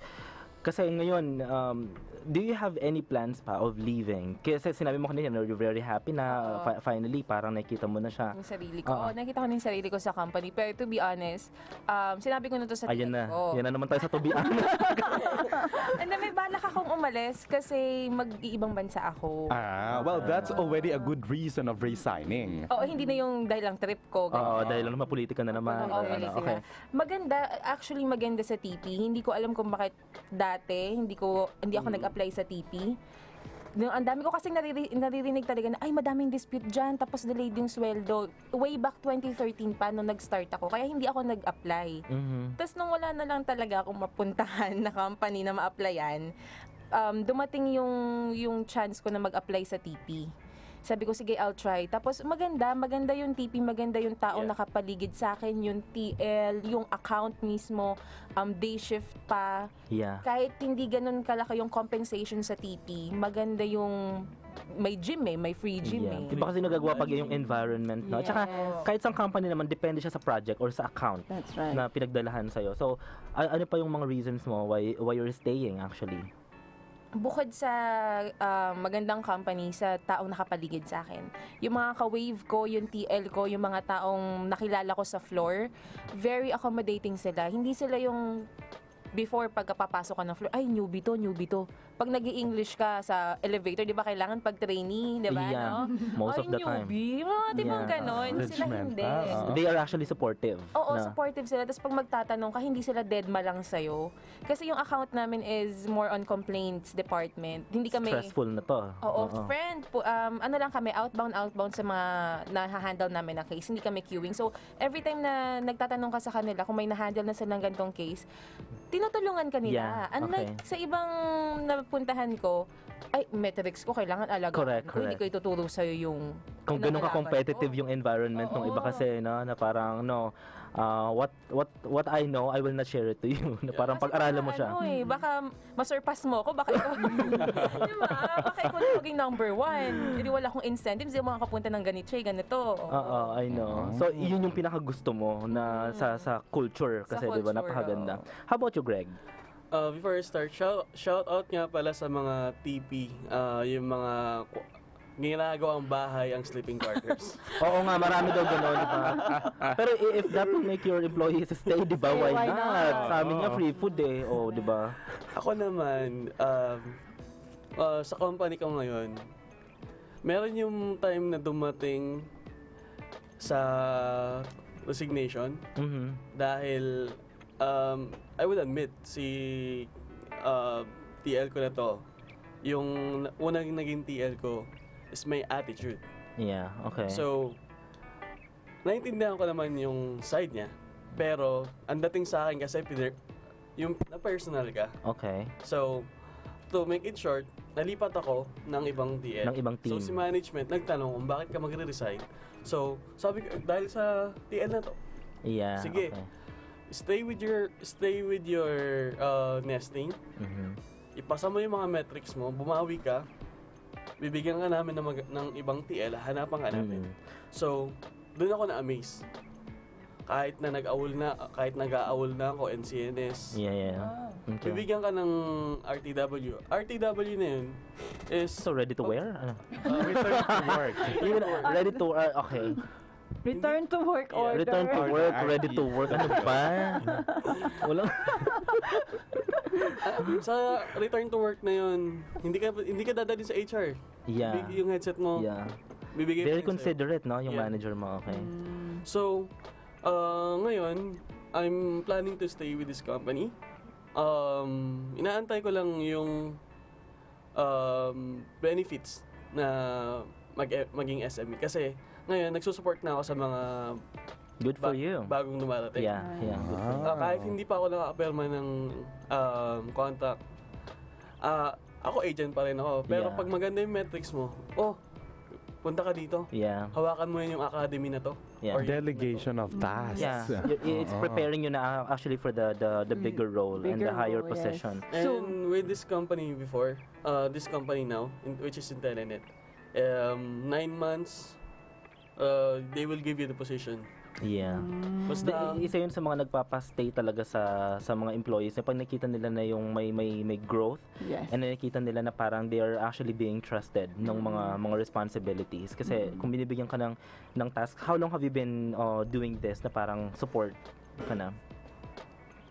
itong month lang. Ngayong month pa lang Yeah. na to, 'di ba? So keep it up, 'di ba? Malay mo in 3 months or ilang months lang maging SME ka na, 'di ba? Mapopromote ka na. Kasi ibig sabihin, nakita nila doon na parang may potential siya and then meron siyang leadership skills or pwede natin siyang bigyan ng mga bigger responsibilities. And then yung sinasabi nga namin kanina yung sinasabi kanina ni Frank na when it comes to the people na or dun sa company, minsan wag mo hayaan yung emotion na yun yung magpatalo sa'yo. Kasi sabi ko nga, di ba, call center industry or the BPO industry is like a reality show. You're dealing with different personalities and there are a lot of challenges, maraming twists, and then the bottom line or at the end of the day, it's either you get evicted or you voluntarily exit.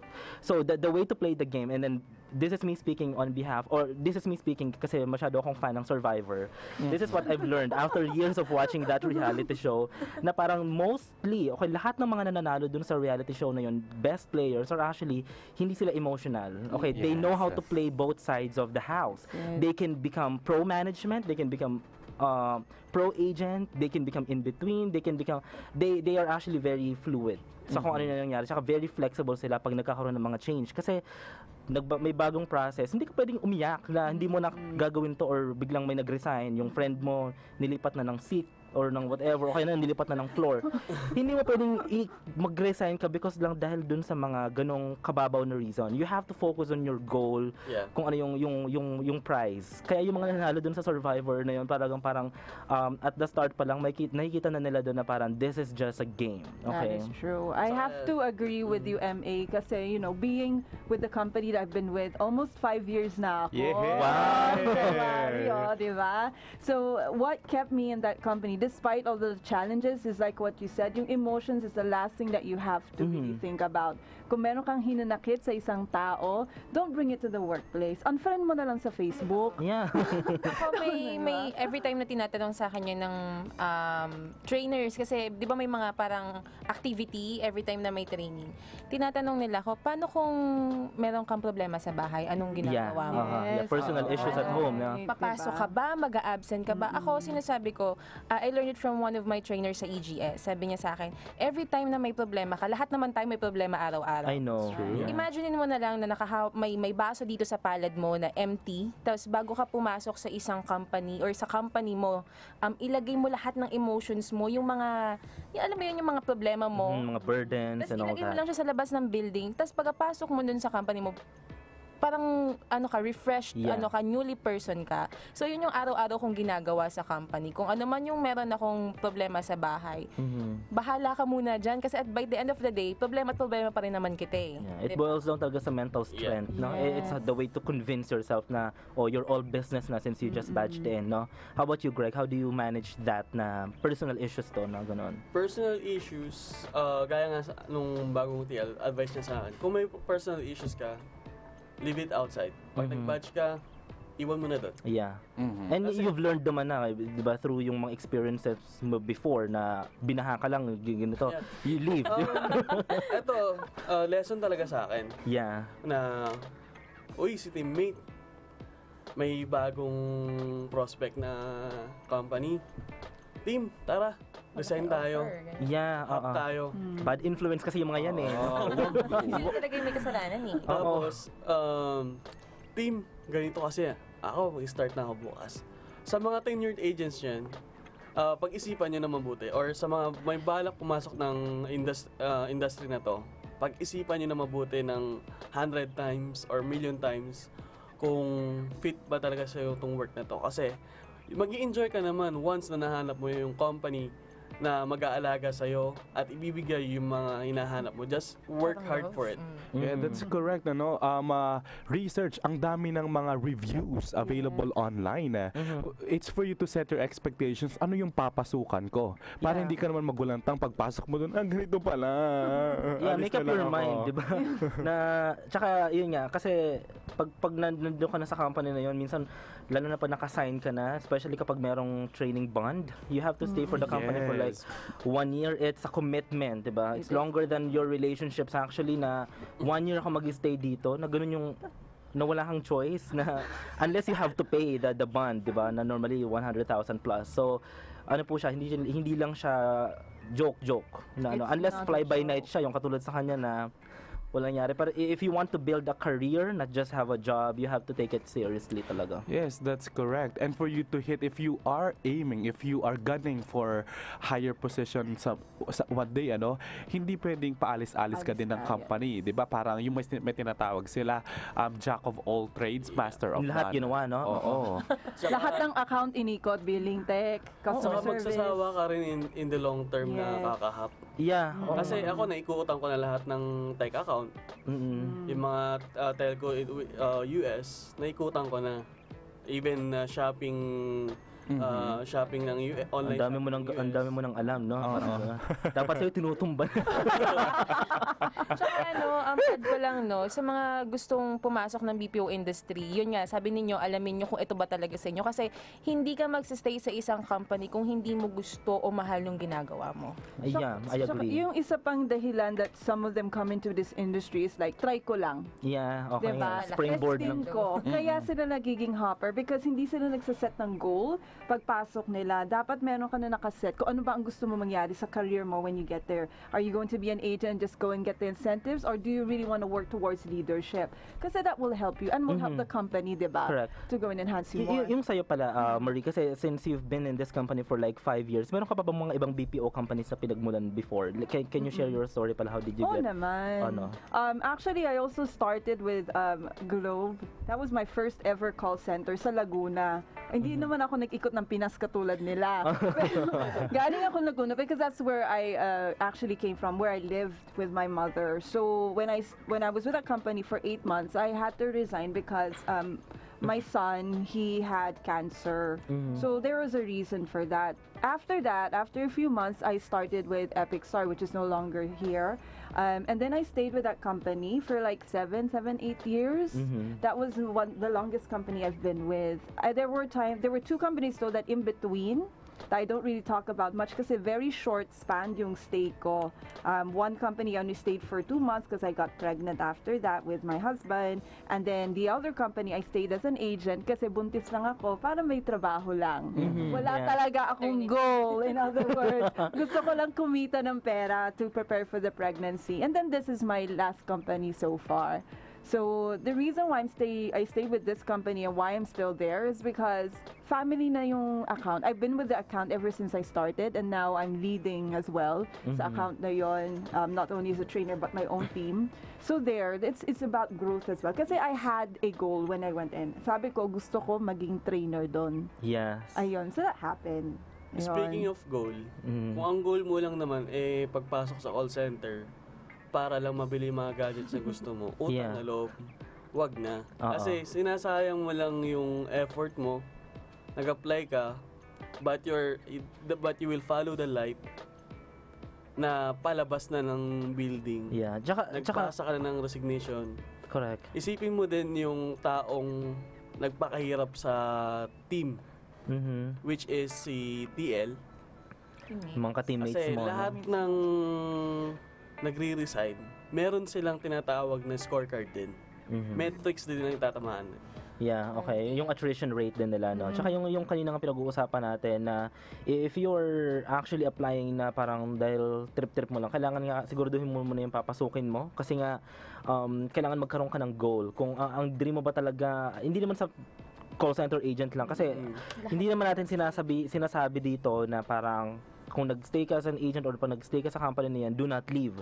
Sinasabi lang natin ngayon na parang magkaroon ka naman ng parang mag-stay ka naman long enough na meron kang makukuha mga wisdom, mga, di ba, knowledge, skills, Maturity, mature, discipline. na hindi yung parang 2 months pa lang kasi parang napaka-immature kasi noon na 2 months tapos umalis ka, and then yung mga reasons na yon may kita nila doon na parang ang mga reasons mo napaka-small lang, di ba? So isa yun sa mga kino-consider din. And then ang akin, napansin ko rin kasi na kaya rin nagkakaroon ng sobrang attrition, especially sa call center, kasi alam nga nila na meron at merong mag-hire. Okay, alam nila na meron at kaya so some people, they would take their job for granted kasi alam naman nila na parang, anytime naman may mag-hire sa akin. And then yung mga friends nga nila na umalis, yung sinabi ni Greg kanina, na parang i-refer sila kasi may mga referral bonus. So for example, may isa na nag-resign sa ka-team mo, hahatakin kayo lahat niyan, di isa-isa. Tsaka isipin nyo din na nag-calls ka na eh.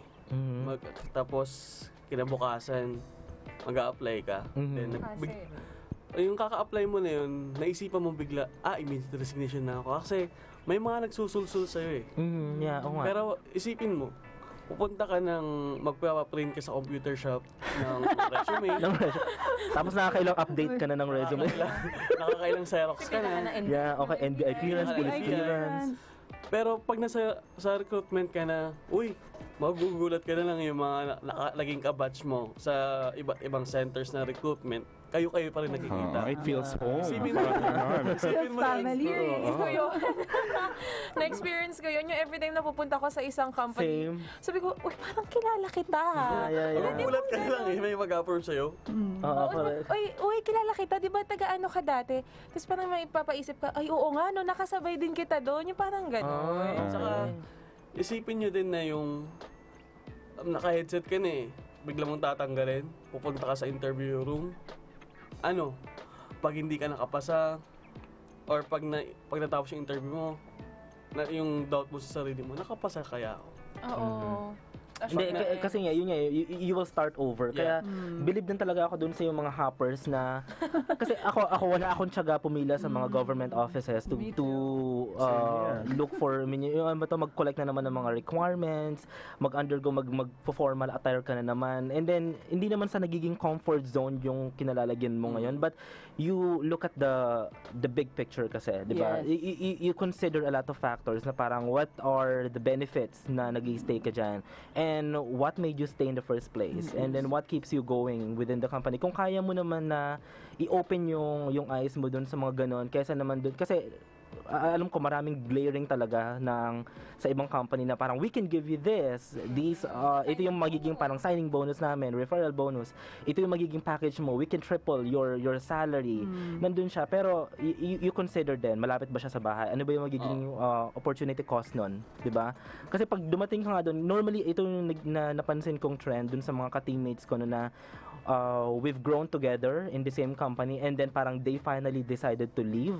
After they left, actually nagpalipat-lipat na sila ng ibang company. Parang nasira na yung nila ng agent kasi parang they're only after about the bigger pay. Which is hard kasi when you start, diba, you go back to the starting package. Yeah. They're not going to give you your exact rate. They probably would ask you how much are you getting. Pero hindi naman kung ano yung nakuha mo before, yun din ang ibibigay. Yeah. Normally tatapatan nila siya, pero kapag ganun, kasi kapag if it's like too good to be true, but tinodoble, ibig sabihin pagdating mo doon, minsan sobra yung taas ng attrition rate ng company. Ibig sabihin ganun siya ka-toxic account. Kaya in dire need of agent na. Isipin mo din, mataas nga magpasweldo, mataas nga yung per month mo, kamusta naman yung tax mo, di ba? Yeah, correct. So, wala din, mapupunta lang din lahat ng malaking sweldo mo dun sa tax. So, why stay na lang dun sa pinanggalingan mo kaysa mahassle ka pa, di ba? Isipin mo to sa JO mo, sabi mo, bigyan niyo ako ng 23,000, parang gano'n. Pero ang totoo, 18,000 package, plus allowance. To make it 23. Yeah, hindi naman kasi talaga siya yung basic. Hindi siya yung ang tawag doon gross pay yung binibigay nila sa gross pay. Tuwang-tuwa ka na hawak ko na yung GO mo. Pero when you start na take in calls, yung kung ano man ang cut-off ng sahod nyo, kung anong araw nyo naman nakukuha, kung Friday or 15:30. Isipin mo yun, pag nabawasan ka ng tax, bayad bills, kung ano man yung binabayaran mo, at saka yun, you pay attention dun sa asterisk on top of something na, for example, ganito yung salary mo per month. May asterisk yun normally in the Yes. terms and conditions apply. Okay, ito yung signing bonus.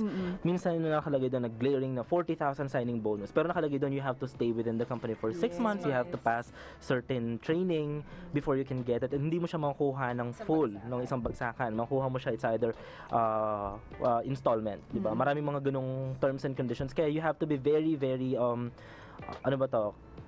Kailangan mas detailed ka dun sa during the interview. Hindi lang naman kasi ang interview kasi it's not just like one way na tinatanong ka lang na tinatanong. You ask then the recruiter kung parang what's in it for me in this company, what can you offer? Meron yung isang company, once you pass by SMR, yung mga poste-poste, makikita mo doon 62K within 3 months. Pero basahin mo mabuti yun sa baba, aliit na kasulat. Terms and condition applies.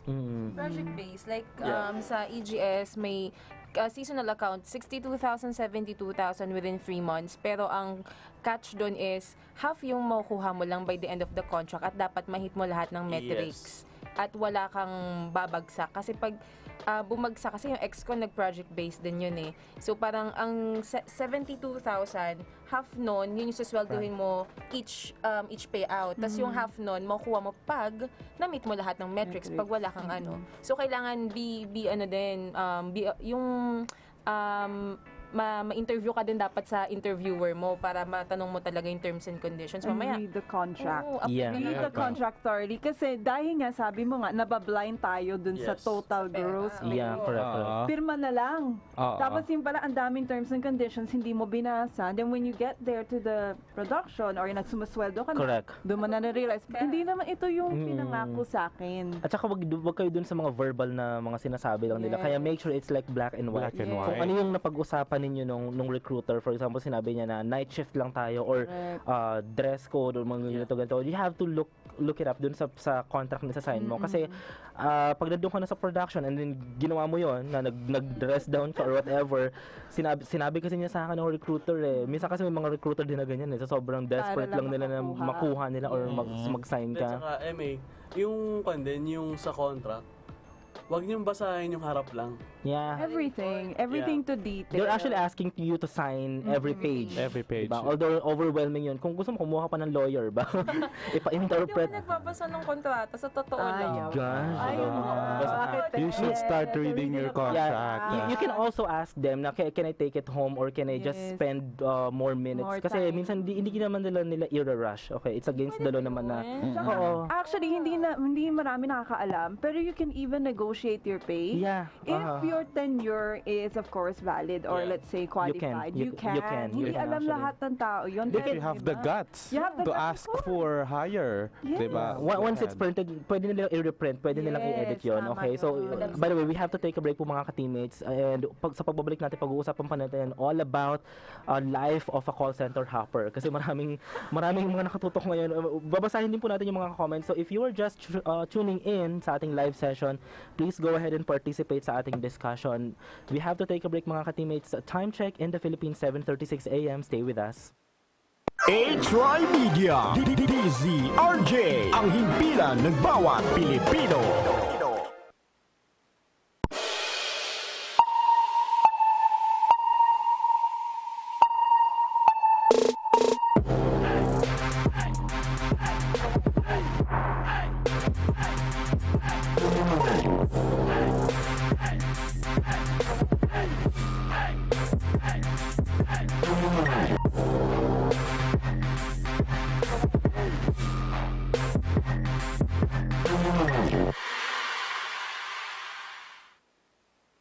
Ito po ang inyong lingkod, si Senator Bam Aquino. Makinig po tayo sa 8 TriMedia DZRJ 810 AM band. Alam ninyo, ako'y tao lamang. Kaya binabati ko pa rin, Merry Christmas. Kayong mga durugista, magdanakaw, mga korap, mga kriminal, at yung nagpapahirap sa Pilipino. Kaya kung ayaw ninyong minto at patuloy pa rin ang karahasan, ito na ang huli ninyong Merry Christmas.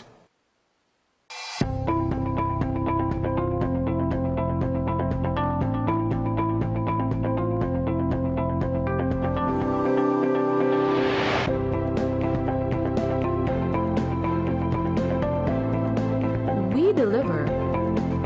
Stand out and be the best with 8 TriMedia Pro Incorporated. Your way to infinite possibilities.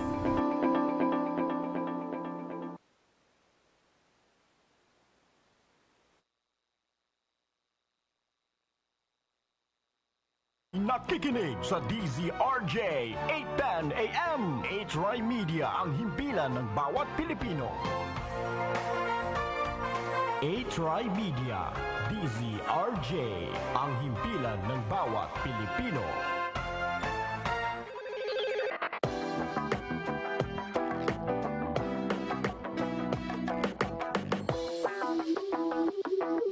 Welcome back to Call Center Radio mga ka-teammates, and pag-uusapan po rin po natin in the booth jobs, life of a call center hopper. Kasama natin ngayon in the booth, we have our guest co-host for today, Marie San Luis, and of course our guests, Nicole Bunyao and Gregory Pascol. And by the way, Call Center Radio is now in partnership with JCI Makati, so we have few announcements mga ka-teammates. Yes, that's right. Our producer, Sir Choi, would like to announce to all new members and baby JCs, you are all invited to attend the orientation that will be facilitated by our dear past president, Aris Balanay. The JCI Makati Hub, or HUB, helping unifying, bridging JCs in the Philippines and beyond. Makati City has been known as Metro Manila's central business district. It boasts of hundreds, thousands of establishments, infrastructure, and even historical and cultural sites. It is also home to 50 foreign embassies, 43 consulates, and 17 international organizations. It is no wonder that despite its smaller land area compared to other cities, Makati City remains to be the preferred location for economic and business development. JCI Makati is no different. We may have a smaller membership base compared to other LOs, but that does not stop us from growing not only by numbers, but also by impact. We proudly present the JCI Makati Hub. Our mission is simple. H, help fellow JCs in personal and professional growth. Unify JCs in the Philippines by providing a venue and opportunity for learning and fellowship. B, bridge current and future JCs to create positive social change. It's happening every Wednesday. JCI Makati is sponsoring a hub night. Again, that's HUB night from 7 to 10 p.m. at the Ramen Metro, Finlandia Street, Makati City. The hub night consists of 1-hour learning events on various topics such as entrepreneurship, leadership, goal setting, branding, communication, sales and marketing, among many others. The learning event is followed by a fellowship where JCs old and new can network, exchange ideas, and form partnerships for a minimal entrance fee of 50 pesos with a 20% discount on delicious Japanese food by Ramen Metro. Pay as you order basis. The Hub Night is sure to make your Wednesday nights enriching and memorable. For more information, contact JCI Makati through President Pocholo Searchoid Voice Master Gonzalez. That's 0906-214-3888 or Executive Vice President Earl Leonard Sebastian or Vice President Kurt Soliman, Secretary General Casey Cordova, PP Aris Balanay, and join us and let's have fun. Yes, join na po kayo mga ka-teammates. Ang dami niyang sinabi, pero tuwang-tuwa ako dun sa H. Halatang Australian ako. Ay, hindi ko napigilan, sorry. H, mate. Anyway, so going back, meron pong mga nakatutok ngayon sa ating live session. Let's go ahead and read some of their comments or mga ano nila dito. Go ahead, Marie. Yeah, there's one question from Javel Tongko. So, kasi pinag-uusapan natin yan earlier with Frank, kung ano yung red flags saka sa nakikita. Yeah. So, yung red flags kasi, that's internal diba? It's an internal process where the reason why we do that is to let the stakeholders in the company know that we've identified this person na medyo alanganin. Pero it doesn't get out to the other companies. Tama, diba? Yes, Yeah, that's correct. confidential naman kasi talaga yung details. May nagtanong nga rin sa akin na parang malalaman po ba ng ganito na ito yung naging case ko sa company kaya ako umalis or whatever. Sa company kasi namin, if ever man na magba-background check, what they normally do, they would call yung company and then tatanungin lang nila noon kung ano yung, kung naging employee nyo ba talaga si ganito, ganyan-ganyan. Yung company namin, what they will provide is only your tenure. Okay, he's been an employee from ganitong year hanggang ganitong year, pero kung ano man yung mga details talaga na sobrang, lalo na kapag it's a scandalous issue, nandun pa rin yung confidentiality na hindi pa rin talaga niya ilalabas kasi of course they want to give you a second chance to move on with your life kasi kung ano mo yun, lalo pa i-bring down yung tao, so anong gusto nyo, walang maging trabaho yung tao after nung umalis sa company ninyo. So yun po, yung mga natatakot ngayon na baka ganito kasi yung mangyari, mga ganyan, just keep on applying, di ba? Kasi meron talaga sa'yo magbibigay ng second chance. May mga nakatutok pa rin ngayon sa ating live session and then they are also saying hi, may mga nagpapabati, sabi, hi Maris and Luis, kaya pala familiar ka sa Epic Star kasi before office mates tayo, sabi ni Michael John Fabian. Hello, good morning. We also have PM Valera Garcia. Nicole, pa-shout out. Nicole, shout out. Shout out. Shout out. So ayun, so if you are just joining in, we are actually live on Facebook and on YouTube from 6 a.m. till 8 a.m. But right after this show, it will be re-uploaded or the rebroadcast will be uploaded, so you can still watch kung ano yung nangyari nun sa start. I suggest you rewatch it kasi sobrang daming ang daming mga ni-reveal doon na first time namin ginawa sa show kasi sila naman yung nag-name drop ng mga companies. So let's talk about pala yung mga kasi may nagtatanong, di ba, what if nag-merge na yung company? For example, nabili na ni sino ba? Let's have an example. AGS, Alorica. Si Alorica, di ba, nabili niya na si AGS. So kaya naman parang nag-merge na sila. So Alorica is now the EGS. Paano yung mga employee nun ni EGS nun? Nakikita, lalabas pa rin ba sa record nila? Or should they still declare it as EGS or Alorica na ba? Or mahabol pa rin ba kung nagkaroon sila ng mga cases? Or is it like parang gone as parang clear na? Well, resume-wise, you still put the name of the company as it was when you were employed. Yes. Okay. Right? But if we're talking about declaring, you should still, kasi yes, makikita pa rin yan. Lalabas pa rin. Transparency. Yes. Saka, syempre, when nag-merge ang company, everything merges. It may take some time. Siguro pag bago, baka hindi pa makita. But in the long run, they will. So yes, kasi that was one of the questions that was asked by our viewers earlier. So makikita siya definitely. Okay. May mga na-experience ba kayo na ganyan? Ako Nicole? wala pa kasi plano kong bumalik ng EGS. So dahil iniisip ko, bago na siya, iba na yung may-ari. Pag bumalik ba ako, pag nag-apply ako dito sa Alabang Alorica, hindi makikita. Okay. So nagtanong ako sa recruiter from EGS mismo. Sabi ko, makikita po ba? Sabi niya, oo, may kita yan. Yeah. Hindi man ngayon, pero may kita, baka ma-pull out ka pa. Lalo na kung nag-immediate ka or nag-awol ka. Nag-awol. Saka there are some companies now, MA and Frank, what they do is they start, pag yung nagma-merge, they start re-evaluating the 201 files and check yung mga bawat employees, like missing requirements, things like that, and missing background check. So yun nga, it may not be now, kunyari bagong merge, but in the future definitely will. Perfect. Especially Saka yung sa yung mga nagtatanong sa mga back pay, halimbawa yung mga hindi pa nagpa-clearance from EGS to Alorica, from our own experience, kasi si wife, EGS or West. Tapos Yeah. Alorica na ngayon, di Yeah. ba? So, nung time na magpapakliran siya, ang lumalabas pa rin naman is West. Pero pag mag-a-apply ka, Alorica na. Pero, it would take you time para maka-start nung training mo.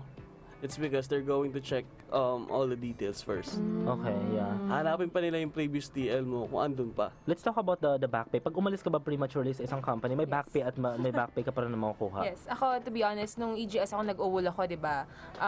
Nagpa-clearance ako after 3 months. Nakuha Okay, ko. yeah. Sa Saitel, Diyos ko dahil 1 year, and 1 year plus na akong wala. nga. 1 year plus na akong wala sa Saitel, nagpa-clearance ako, nakuha ko pa yung mat 2 ko sa kanila, in fairness. So, may nagtatanong din sa amin, yung parang sa call center group, may nagtatanong, pag nagpa-clearance ba ako kahit matagal na, kahit 5 years pa yan, makukuha ko ba? Yeah. Oo, yes, makukuha Yes. nyo. Actually ako, si Telus talaga, hinabol ko. Ba tumatakbo? Yung- Charot. Hinabol ko yung back pay ko. Almost 4 years dati ako pabalik-balik. Tinatamad lang ako tapusin kasi punta ka sa ganitong site, punta ka sa ganitong site. Tedious bang clearance process? Kasi ako never ko na-experience magpa-clearance. Is it like tedious na, yung iba kasi hindi na nagpapa-clearance? Oo. Mas mahirap ba siya kaysa sa hiring? Or Totoo, mas mahirap. Paano mas mahirap? Kasi may papel na bibigay sa'yo, magpapasign ka, may oras lang. Yung oras lang na pwede magpa-clearance kasi yung HR. Tapos, what if yung TL mo before or trainer mo before, anong oras yung shift or mamaya off niya, so babalik ka. Yeah. Okay. Minsan yung back pay mo pa, kukunin mo pa sa gantong site, sa ganitong. Ilan na magsasign doon sa paper na yon? TL, manager? Oo, ganun, mga 10. Finance, IT, deliverables if you hold a position in the company. Yes. Ang dami MA. Expert? May Kung may mga facilities gadgets pa binigay yan, sa'yo. Yes, diba? Even facilities na hindi mo naman nakaka-interact palagi, pipirma din Kailangan sila. okay. Kasi what if may mga nabasag kang mugs or mga ganun, may mga nasira kang microwave. Ganun ba yun? Kasi Sa reduction yun. sobrang wala akong idea sa clearance. Sa back pay, di ba, magugulat ka na lang, may papasok sa ATM mo. Hindi totoo yung sinasabi ng, 3,000, 2,000 na lang makukuha mo sa back pay mo. Yeah, oo.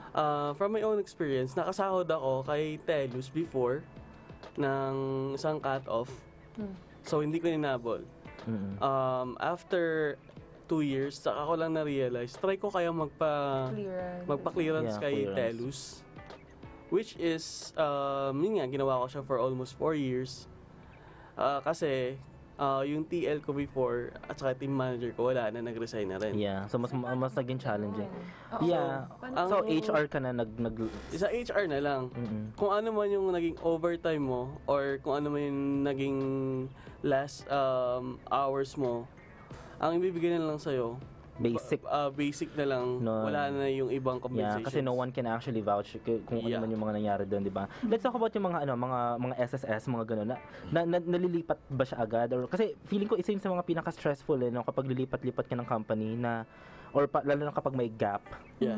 Paano yung mga gano'n palang mga agencies like Pag-ibig, whatever? That May depends issue ba? kasi on how the company pays. Kasi minsan nagsasubmit sila quarterly, Yes. Yeah, minsan may okay. monthly. But as long as you're employed, that specific cutoff, dapat they should still submit it to SSS. If you were still an employee dun sa company nila. Okay. Yun nga lang, there are still some companies yun nga na hindi nayahabol. Nahihabol. Yun lang ang minsan nagiging issue. Okay, Yun. perfect. Siguro, let's give last pieces of advice dun sa ating mga viewers ngayon, listeners na parang they're actually on the verge of like resigning o kaya naman they're actually doing that, the call center hopping or job hopping, na parang what can you tell them na parang hindi na nila pagdaanan kung para makahanap sila ng fulfillment or ano ba to? any motivational or any inspirational words from you guys?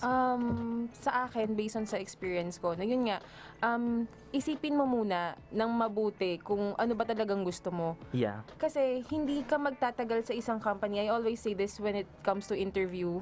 Hindi ako magtatagal sa isang company kung hindi ko mahal yung ginagawa ko. So, kailangan mahalin mo yung trabaho mo. Yun ang pinakauna. At mahalin mo yung trabaho, yung company itself. Kasi kung mahal mo lang yung trabaho mo, yung company hindi mo mahal, I'm sure hindi ka magtatagal. Kailangan You're not mahal. proud, no? Mahalin mo kung anong in-offer sa'yo. Did you learn anything from the experience of being with 10 companies plus? Yeah.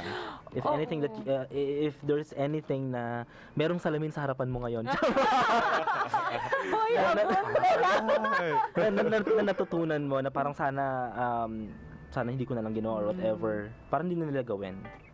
Siguro yung hindi ako nagsistay ng company. Yun nga, yung nagsistay ng company. Parang iniisip ko lang, magte-training lang ako kasi kailangan ko lang ng pampalipas oras, ganyan. So, wag yun nang gayahin pa. Kasi ang pangit sa resume, makikita at makikita. Dumadating sa point na makikita ng isang company, mapupull out ka na lang, baka maban ka pa sa company na yun, hindi ka makabalik. Right. Thank you so much, candidate number 1. Isipin din natin, yung call center industry is may organization yan. Mas mahirap blacklist. Yeah. And ako naman, based on the experience, mahirap talaga yung apply ka ng apply.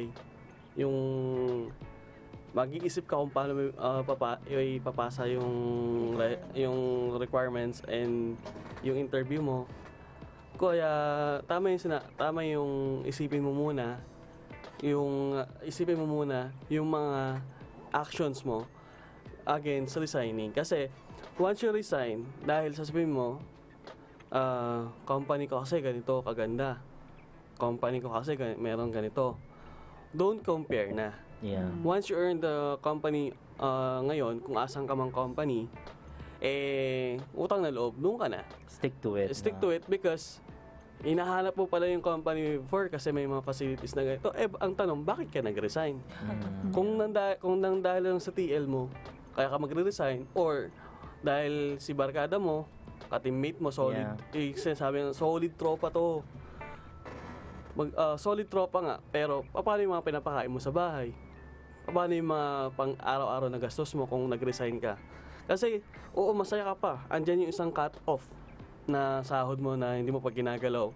Pero once na nagalaw mo yan at wala kang trabaho at nag-resign ka sa company, walang tutulong sa'yo. Kaya, tama yung mahalin mo yung company mo, everything will follow. Yeah. Tsaka yun nga, before kayo umalis, kailangan meron muna kayong pupuntahan, di ba? Just to be sure, or meron kayong emergency fund to make sure, di ba? Tsaka yun, do not leave the company just because na may hindi ka lang nakakasundo or mga very small things na, kasi what if may encounter mo ulit yun dun sa next company mo, and then kaya nagkakaroon ng hopping, kasi nga parang they keep on encountering the same issues, kasi wala naman talagang perfect company, walang perfect project, perfect boss. And for each of your experience, find a learning, di ba?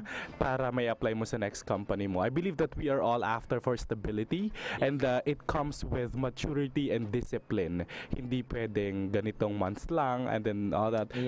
Think of the long run, ano? Yun yung kailangan nating isipin if we really want to climb up the ladder of sayang kasi yung panahon, di ba? How about you? Well, definitely, kasi when you're applying in a company, you're investing as well, eh. Nag-i-invest ka na requirements, diba? Time, yung pamasahe to do the interview and whatnot. So, think about the company that you're applying for. Research muna. Don't just go and apply. Ay, pasok ako dito kasi nakalagay hiring, diba? Ganon, test na natin. Because this is the reason why you'll be unsatisfied. Dahil hindi na set ang expectations mo as yung dun ka papasok sa company yun. Find out. Ask around. There's a lot of resources nowadays, diba? And final word nga pala, para sa mga newbie.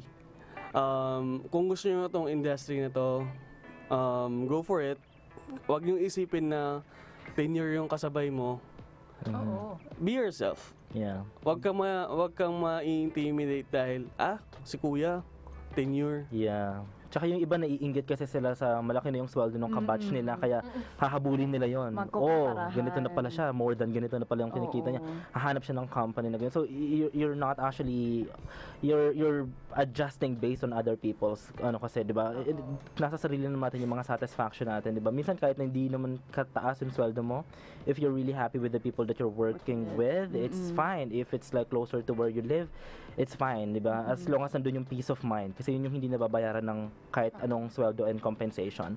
So it's a very nice conversation, guys. I really enjoyed our episode for today. Do you have like quick greetings lang sa ating mga live viewers na alam kong kanina mga nakasubaybay? Ito, ang daming mga fans at bashers.